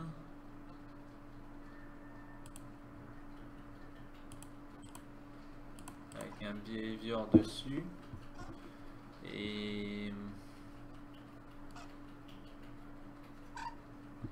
pourquoi soudainement il y a un bug sur les astéroïdes alors que j'ai rien changé qui a à voir à ça, avec ça?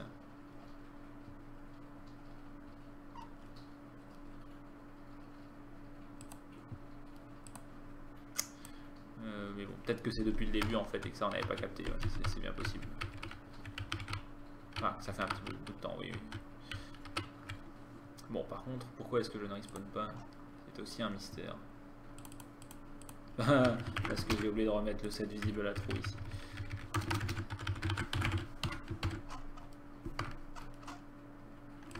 Voilà.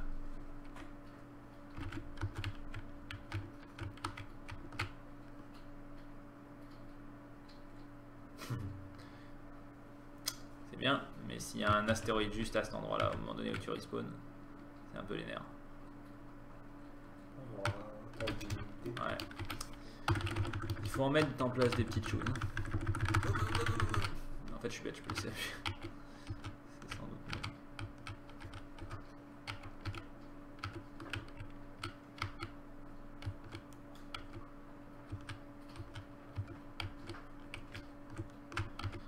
Ok, bon, c'est bien. Alors, donc on va mettre invincibility timer.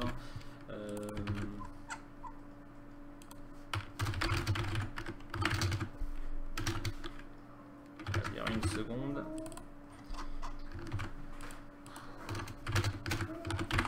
Et donc si invincibility timer il est plus grand que 0, on le fait diminuer peu à peu.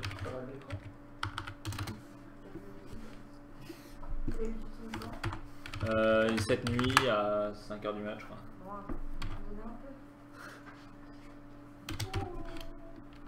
Ok, et donc si invincibility timer modulo, on va avoir un blink intervalle, ça nous permet de faire clignoter le vaisseau, on va dire toutes les 15 frames. Non, c'est pas assez, c'est trop peu.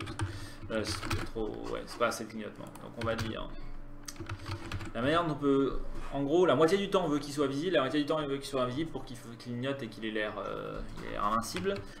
Donc pour faire ça, on prend notre intervalle de blink, on le fait x2 et on fait un modulo là-dessus. Je crois. Et en gros, ouais, parce qu'en gros ça veut dire que il va aller entre... c'est une valeur qui va aller entre 0 et 10. Et si elle est plus petite que 5, la moitié du temps donc, on va le cacher, sinon on va lâcher. On va faire un set visible.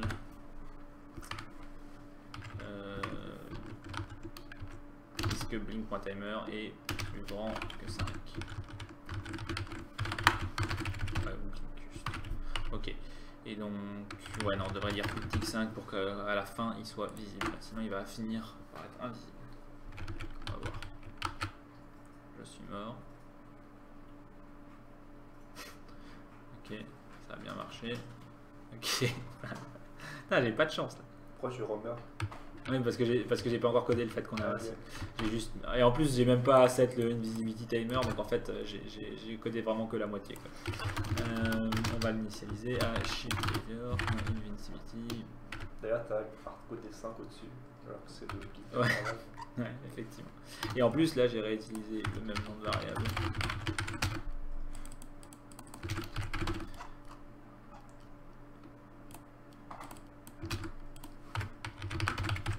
Voilà, ok. Donc il y a ça. Ce que je me disais peut-être, c'est que je devrais utiliser la fonction respawn au début.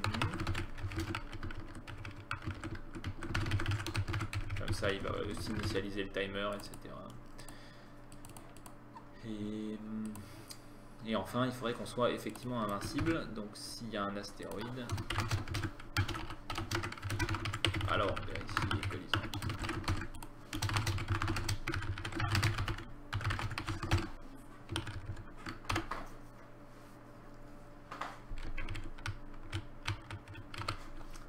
Ok, bien.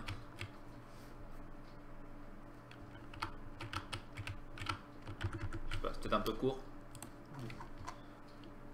On va dire 2 secondes.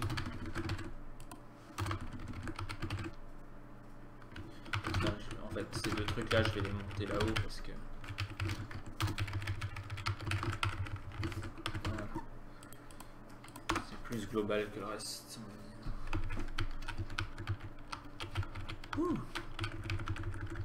À la base, tu pièces, c'est normal.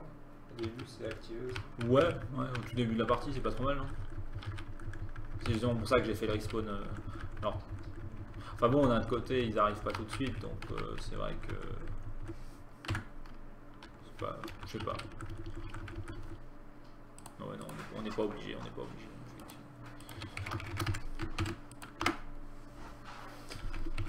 Ok, bon. Reste à coder un petit timer. Un menu de game over avec les vaisseaux qui pleurent. Celui qui a perdu. Ça me rappelle Snake Hat. Il manque des bruits. Ouais, ah oui, il manque des bruits aussi. Bah, on doit avoir des asset packs avec des bruits. Oui. Donc, Des piou-piou. voilà. Créons un dossier ça.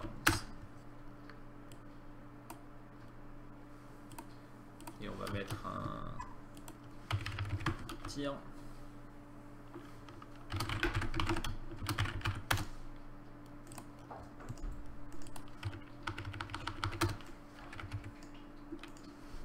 Ton disque qui s'endort à chaque fois. Ouais, je conserve jamais dans Ouais. les bases.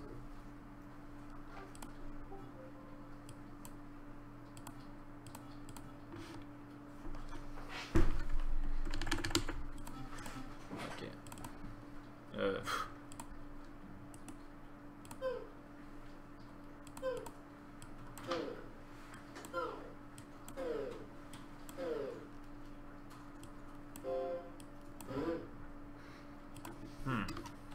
Laser. Ok. J'espère que c'est pas trop fort, hein, vous dites, si jamais c'est méga fort pour vous. Bon, on va peut-être partir sur un truc simple. Non, ça c'est un peu trop. Ça va être relou.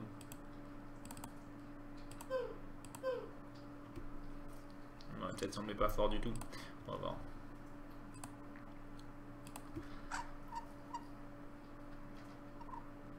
Ok, donc quand on tire, si on peut tirer, On va jouer su.audio.playSound sounds.shoot.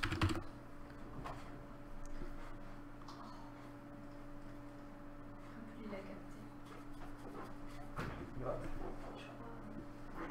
Eh mais tu en as connu beaucoup là, non? Ah bon? Tu vois. On laissera pu le finir au pire. Ok, allons-y pour voir si ça marche.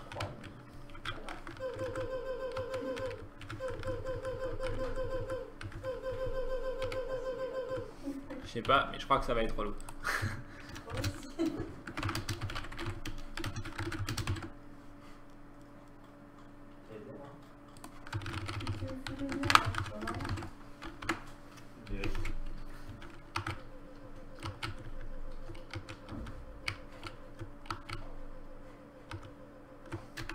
Ok, bon, c'est moins fort.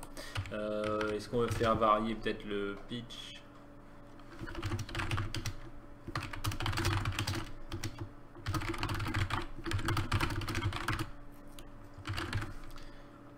Entre quoi? Moins 5, moins 0,5 et 0,5? Ou moins 1 et 1 carrément? Ouais, on va dire ça.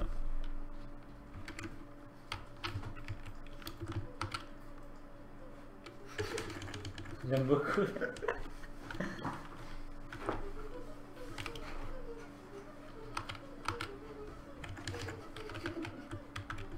C'est pire comme ça. Ok. Je crois qu'il faut mettre moins.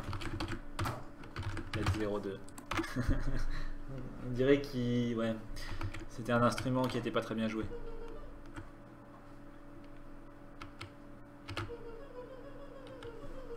C'est trop encore. Beaucoup trop.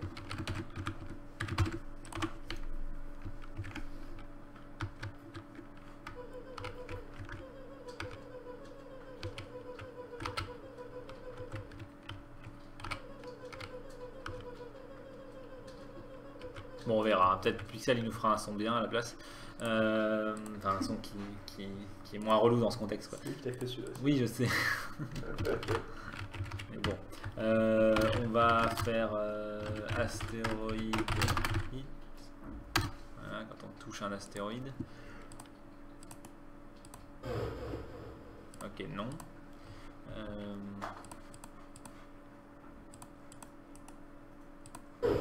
Oula, je suis désolé pour le son extrêmement fort. Normalement dans le live c'est relativement faible. Vous me dites hein, encore une fois si ça vous pète les oreilles.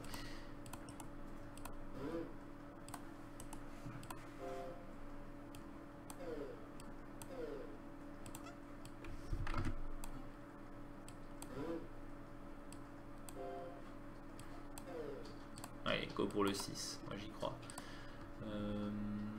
Donc quand un astéroïde se fait toucher, on va faire su.audio.playSound /astéroïde avec un volume de 0,1 et un pitch. Ouais, si, ok, on va aussi faire varier le pitch.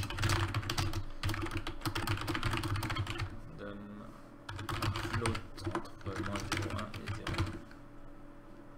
J'avais bien mis float aussi.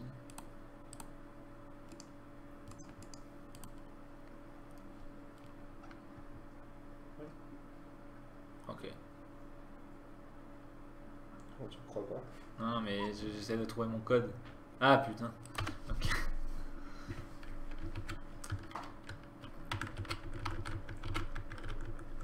Ça, c'est pas fort, au contraire. Ok, ok.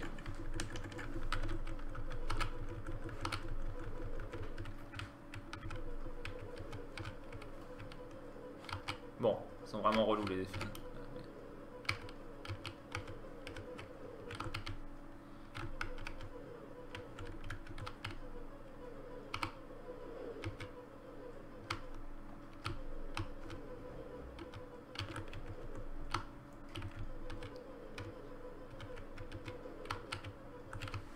Ok, il nous faut encore un son quand on se fait buter nous.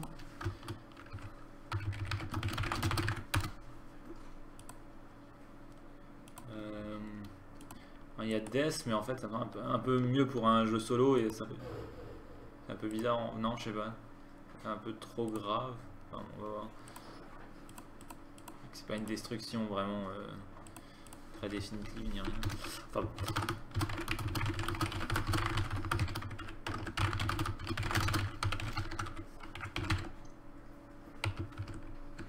Voilà. Ok.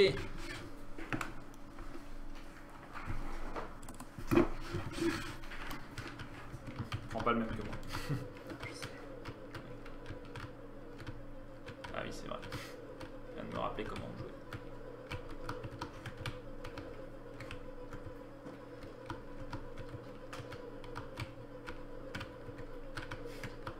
J'aime beaucoup.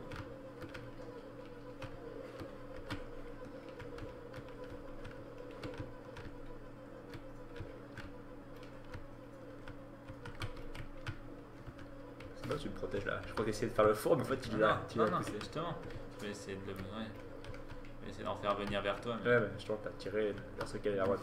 Je pense que non, c'était. Bon, c'est pas très dur. Hein. Je m'en fous, je gagne. Je suis mort.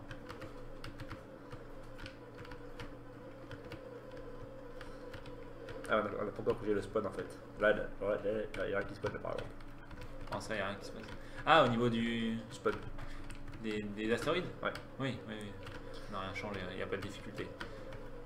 Si déjà, quand il y a des petits, il en spawn plus. Alors, on dit quoi? On dit. Oui, d'accord, ils ont moins de poids, donc du coup, il faudrait. Enfin, il peut en générer d'autres, quoi. Ouais. Ok. Ça paraît bien. Le 100 000, le 100 000. Non. Donc, ce qu'on peut faire, pardon, c'est stocker sur le game. On stocke la liste des astéroïdes et on va dire astéroïde total value. Ouais, ça paraît bien ça. On met astéroïde total value.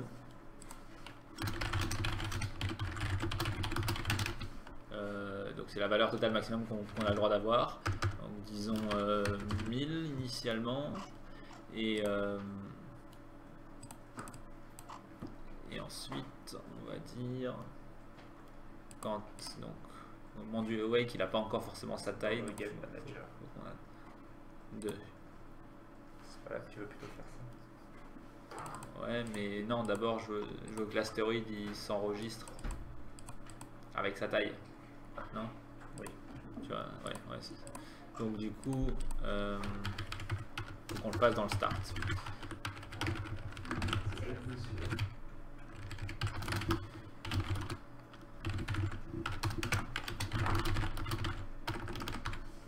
Il a combien de temps là? J'avoue, c'est son. La fois, je lui ai fait ça. J'ai mis sous celui, j'ai soulevé avec le pied, il est resté là.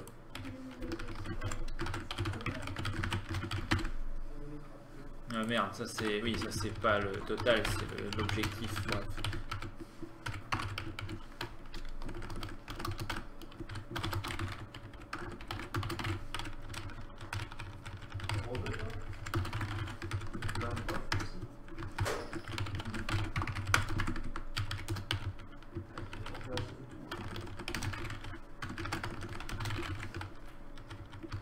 C'est pas très dur, je suis mort.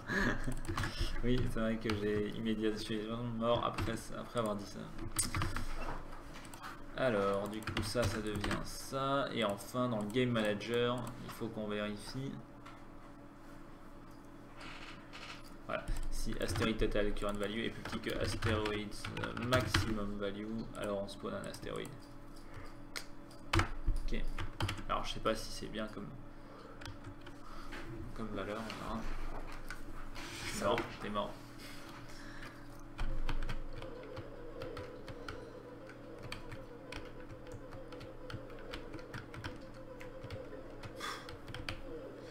Il y a du monde.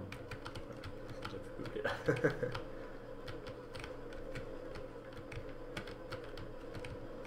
Vous n'avez pas d'époque Romer. Ouais, c'est pas faux. Faudrait des petits tags au-dessus des trucs chaque fois qu'on marque des points aussi. Faudrait que chaque vaisseau ait sa propre couleur. Gris ou gris. Pas le choix, tu choisis.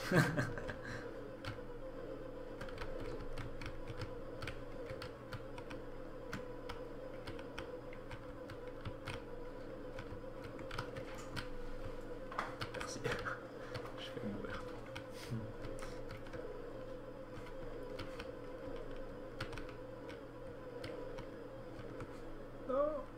Ah, c'est qui gagne? Moi. Trop de fois au début, j'ai pris l'avance. Pas pour longtemps.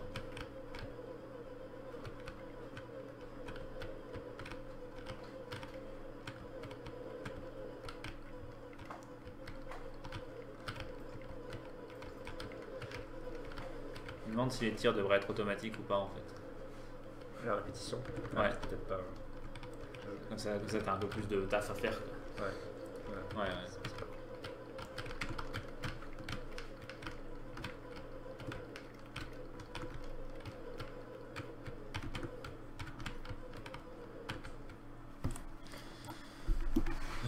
J'ai gagné encore.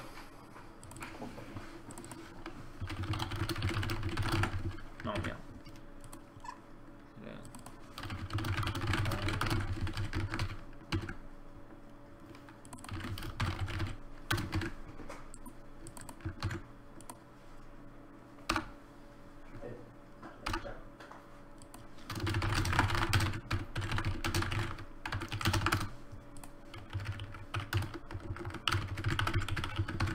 Bon, hop, presse,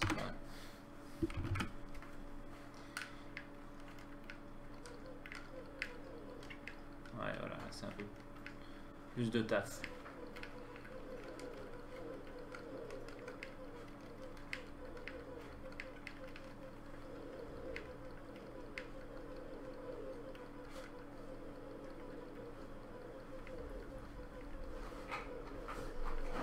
Et ben tu gagnes. Incroyable. C'est comme si tu ne jouais pas. Bon, ok. Putain, il y a du monde là. Seul, c'est un peu dur. Un bon gros button masher comme on aime. Oh non. Ah oui, tiens, faisons qu'on perd des points quand Ouais. on meurt. Et genre beaucoup. Histoire. Genre 10 000. On va dire. 237. C'est les points qu'on perd. C'est très arbitraire. C'est le mot que je cherche. Non, c'est le sport. Ah. Ça fait. Ah, tu vas pas vous faire référence quoi. Non, mais non. Personne ne l'aura dit, ça sert à rien.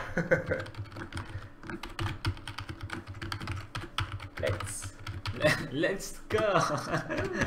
Il y a de l'entrain. Wouh. Ok, et donc ça du coup ça sera égal à score et ça aussi. Voilà, comme ça on peut pas aller dans le négatif. Et quand on meurt, je vais mettre un this.die.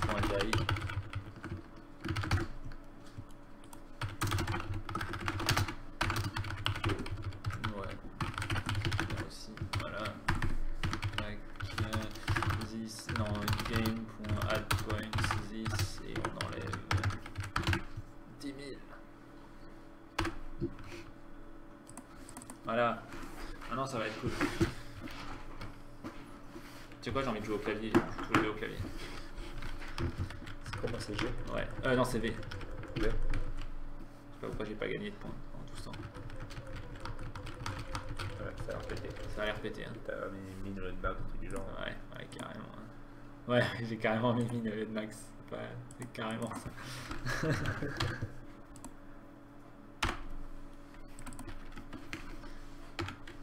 D'accord.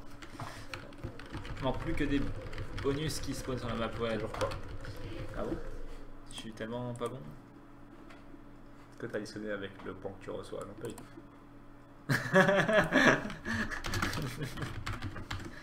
Je me disais parce qu'en fait en mourant on aurait dû avoir moins 10 000 et c'est vrai que du coup c'était pas le cas, c'était bizarre. Ok, ça y est.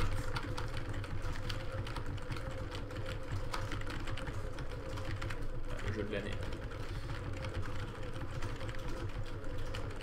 Crève. Et je pense vraiment qu'effectivement, enfin, on devrait avoir ce côté, ça devrait prendre de la vitesse quand on tape dedans, en plus. Ah non. Yes. Ah vas-y, j'ai vachement moins de points que toi. Alors que c'est toi qui es mort. C'est toi le 2-1 maintenant. Ah ok, d'accord. Du coup, là, je te rattrape parce que j'ai mort, mais Ouais. tu gagnes. J'ai spawné à droite ou à gauche? Droite. Ok, oui, bah, c'est ce qu'il faut quoi. Oui, ok. Ouais, t'as deux. Merde. Ouais, je regarde ce que tu faisais. Enfin, d'ici que je remonte là, je suis mort 15 fois. Tu me tues. Ouais, c'est un peu ça. Là, je suis un peu trop en train de tirer dans ta direction pour protéger ce plateau. C'est sûr. Oui, j'imagine que ça te plaît toi. Non, mais ça y est, toi. Tu peux rattraper. Oh ouais, et ça y est, je suis en- Ah non, c'est bien, ça fait une bonne tension en fait. Si tu meurs, tu perds des points. Moi, je galère à mâcher là, j'ai les mains. Je sais pas. Je suis pas fou pour faire ça, moi. C'est vrai que faut kiffer quoi. Oh non, non, ça va pas, ça. Ah, c'est bon. Si on fait rien. C'est la somme où je reviens, forcément. Ouais, c'est ça.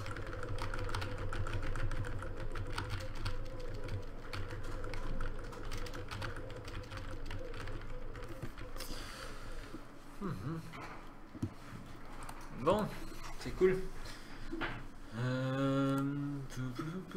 Si on veut faire. Ouais. Ouais, un timer au milieu là. Putain, je commence à avoir bien la dalle moi. Il y a Thomas le thème d'urgé qui arrête pas de parler de pizza sur Twitter. Je dis, ils ont trop envie d'en bouffer. Quoi. Il en fait en fait, je crois. Ouais. Bah, qu'il me la ramène quoi. Bah oui, qu'il ramène une pizza, qu'il fasse 1h30 de route là et qu'il nous en ramène. C'est pas possible ça. Ok, donc on a le timer, on va mettre. Mais ça va, on en mange mardi, nous. On en mange tout le temps des pizzas. Pas pour recommander, hein. Si vraiment tu veux en manger. Ça. Ok, on va faire un petit timer et du coup, comme ça, je peux vous montrer comment faire des. Comment faire des. Ouais, enfin, ouais, des timers avec surtout du genre les minutes et les secondes. Ok, alors. On va mettre ça sur le Game Manager Behavior. Timer, on va le mettre initialement à Game Manager Behavior. Non, Game.duration, on va dire.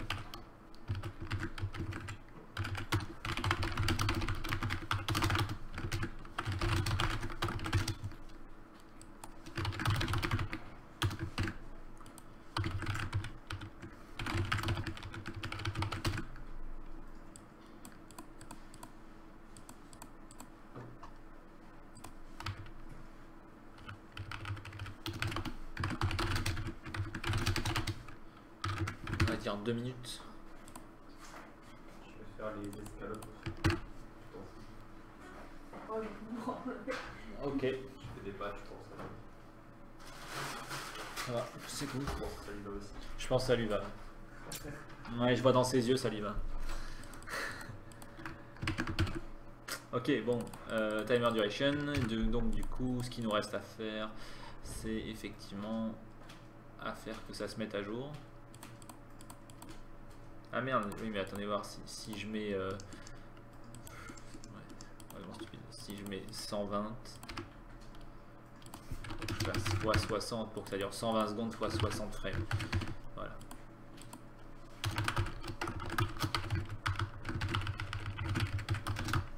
Donc 10.timer-1 s'il est égal à 0 game.start return pour l'instant. Il faudrait plutôt qu'on mette un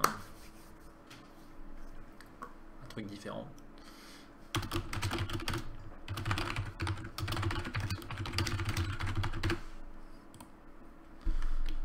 Ok, et sinon on fait si le timer modulo 60 est égal à 0, on va mettre à jour le timer. Ça on le fait pas tout le temps, on le met que à jour à chaque seconde qui passe quoi. Donc on va stocker le timer text renderer.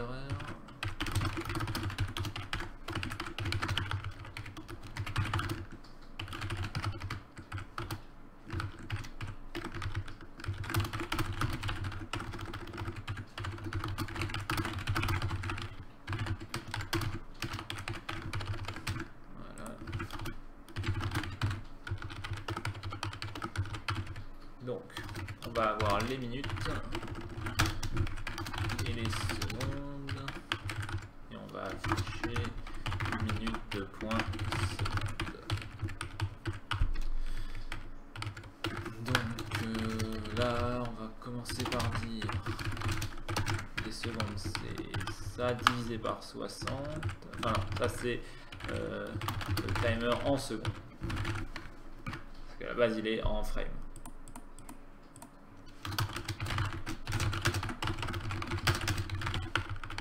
Et ensuite, pour les minutes, on prend le timer en secondes divisé par 60. Et on utilise mat.for pour tronquer les nombres après la virgule. Les chiffres après la virgule, pardon. Et pour le timer en secondes, on fait modulo 60. Et après, ce qui est important, c'est que si on est plus petit que 10, il faut qu'on rajoute un 0 devant. On va convertir ça en une chaîne de caractères, ça aussi. Et ouais, et en gros, on va dire si il n'y a qu'un seul chiffre aux secondes, alors on rajoute un chiffre devant. Comme ça, on rajoute un 0 devant même. Ouais,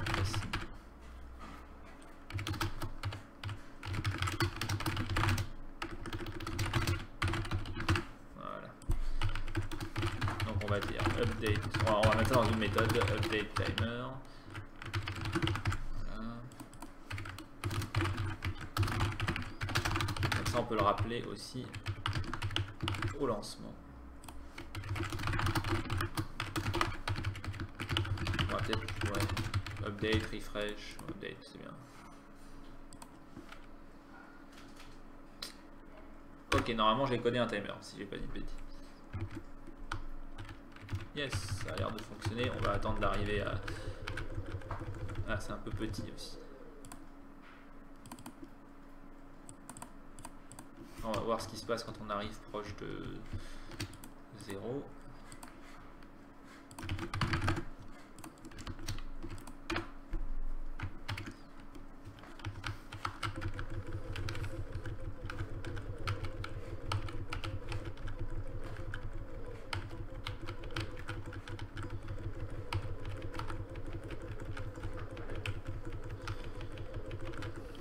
Du coup, je pense que ce qu'on va faire, c'est qu'on va probablement s'arrêter ici pour cette fois-ci. Et au prochain live, on mettra en place tout ce qui est menu. Comme ça, on peut vous montrer comment faire un menu un minimum bien, quoi. Avec le choix entre un joueur et deux joueurs. Et ouais. Et puis un menu game over aussi vite fait, quoi.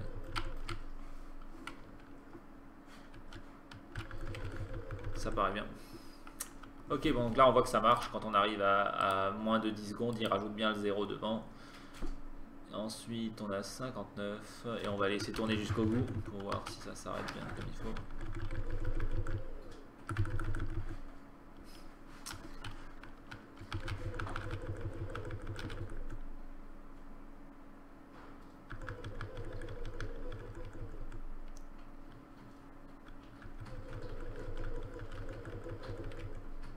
Je me demande si j'ai pas mis une limite beaucoup trop abusée pour le spawn, je sais pas. Je sais pas si on a atteint le max de spawn là ou pas. Ça a l'air d'aller, mais on peut en avoir maximum 1000. Et en réalité, chaque astéroïde a une valeur de entre 1 et 4 ou je sais pas quoi. Donc en fait, ça permet d'en avoir sans doute un peu trop.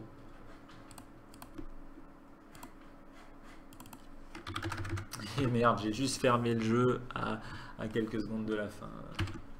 On va faire une partie de 10 secondes juste pour voir.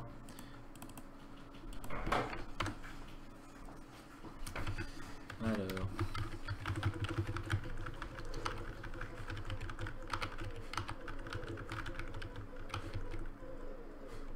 Ok, bon voilà, donc là c'est bien, au moins ça recharge tout de suite. On mettra un game over en place la prochaine fois. Et donc maintenant on va juste regarder si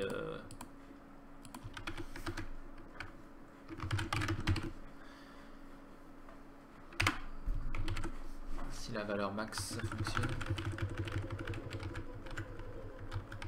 Alors, du coup faut pas que je tue quoi que ce soit, histoire de voir si ça monte progressivement, mais sans abuser non plus.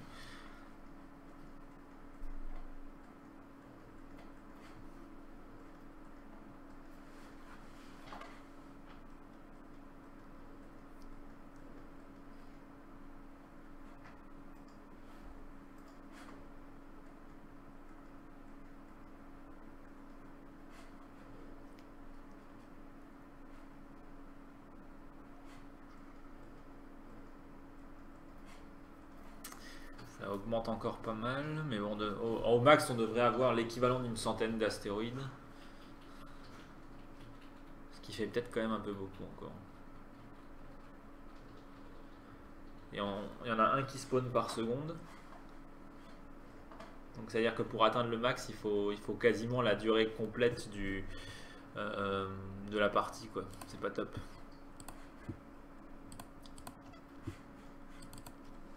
On va peut-être limiter à l'équivalent donc de 60. Et alors par contre, je crois que c'est stupide aussi ce que j'ai fait, parce que on dirait que la valeur des astéroïdes, voilà, c'est en fonction de leur taille. Ah oui, si, ça c'est bien. Ouais, d'accord, c'est des nombres à virgule. Donc soit. Donc de base, les gros ils valent 2. Donc il peut y avoir actuellement, là il pourrait y avoir 30 gros astéroïdes ou un peu plus de petits. Ouais. Ok. On commence avec 10 astéroïdes et puis ça monte jusqu'à 60. Ça va pas au-delà. Ok, bon, ça paraît bien. On va remonter tout ça sur le dépôt. Vous pouvez récupérer le jeu, trifouiller dessus autant que vous voulez.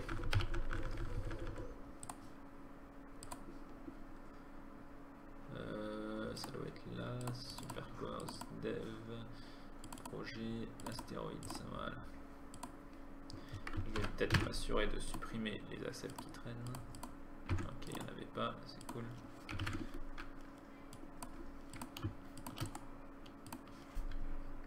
Flûte. Celui-là il a été renommé.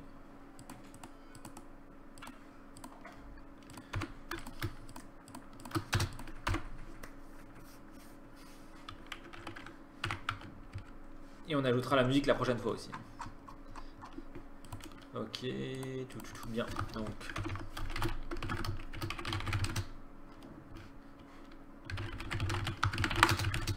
on a implémenté la collision des trucs, improve astéroïde spawning behavior, add second player,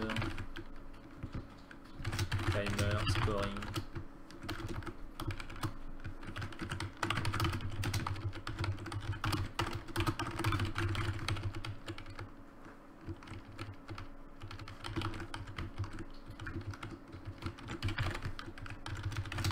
Gamepad, enfin bref, on a fait plein de trucs, voilà.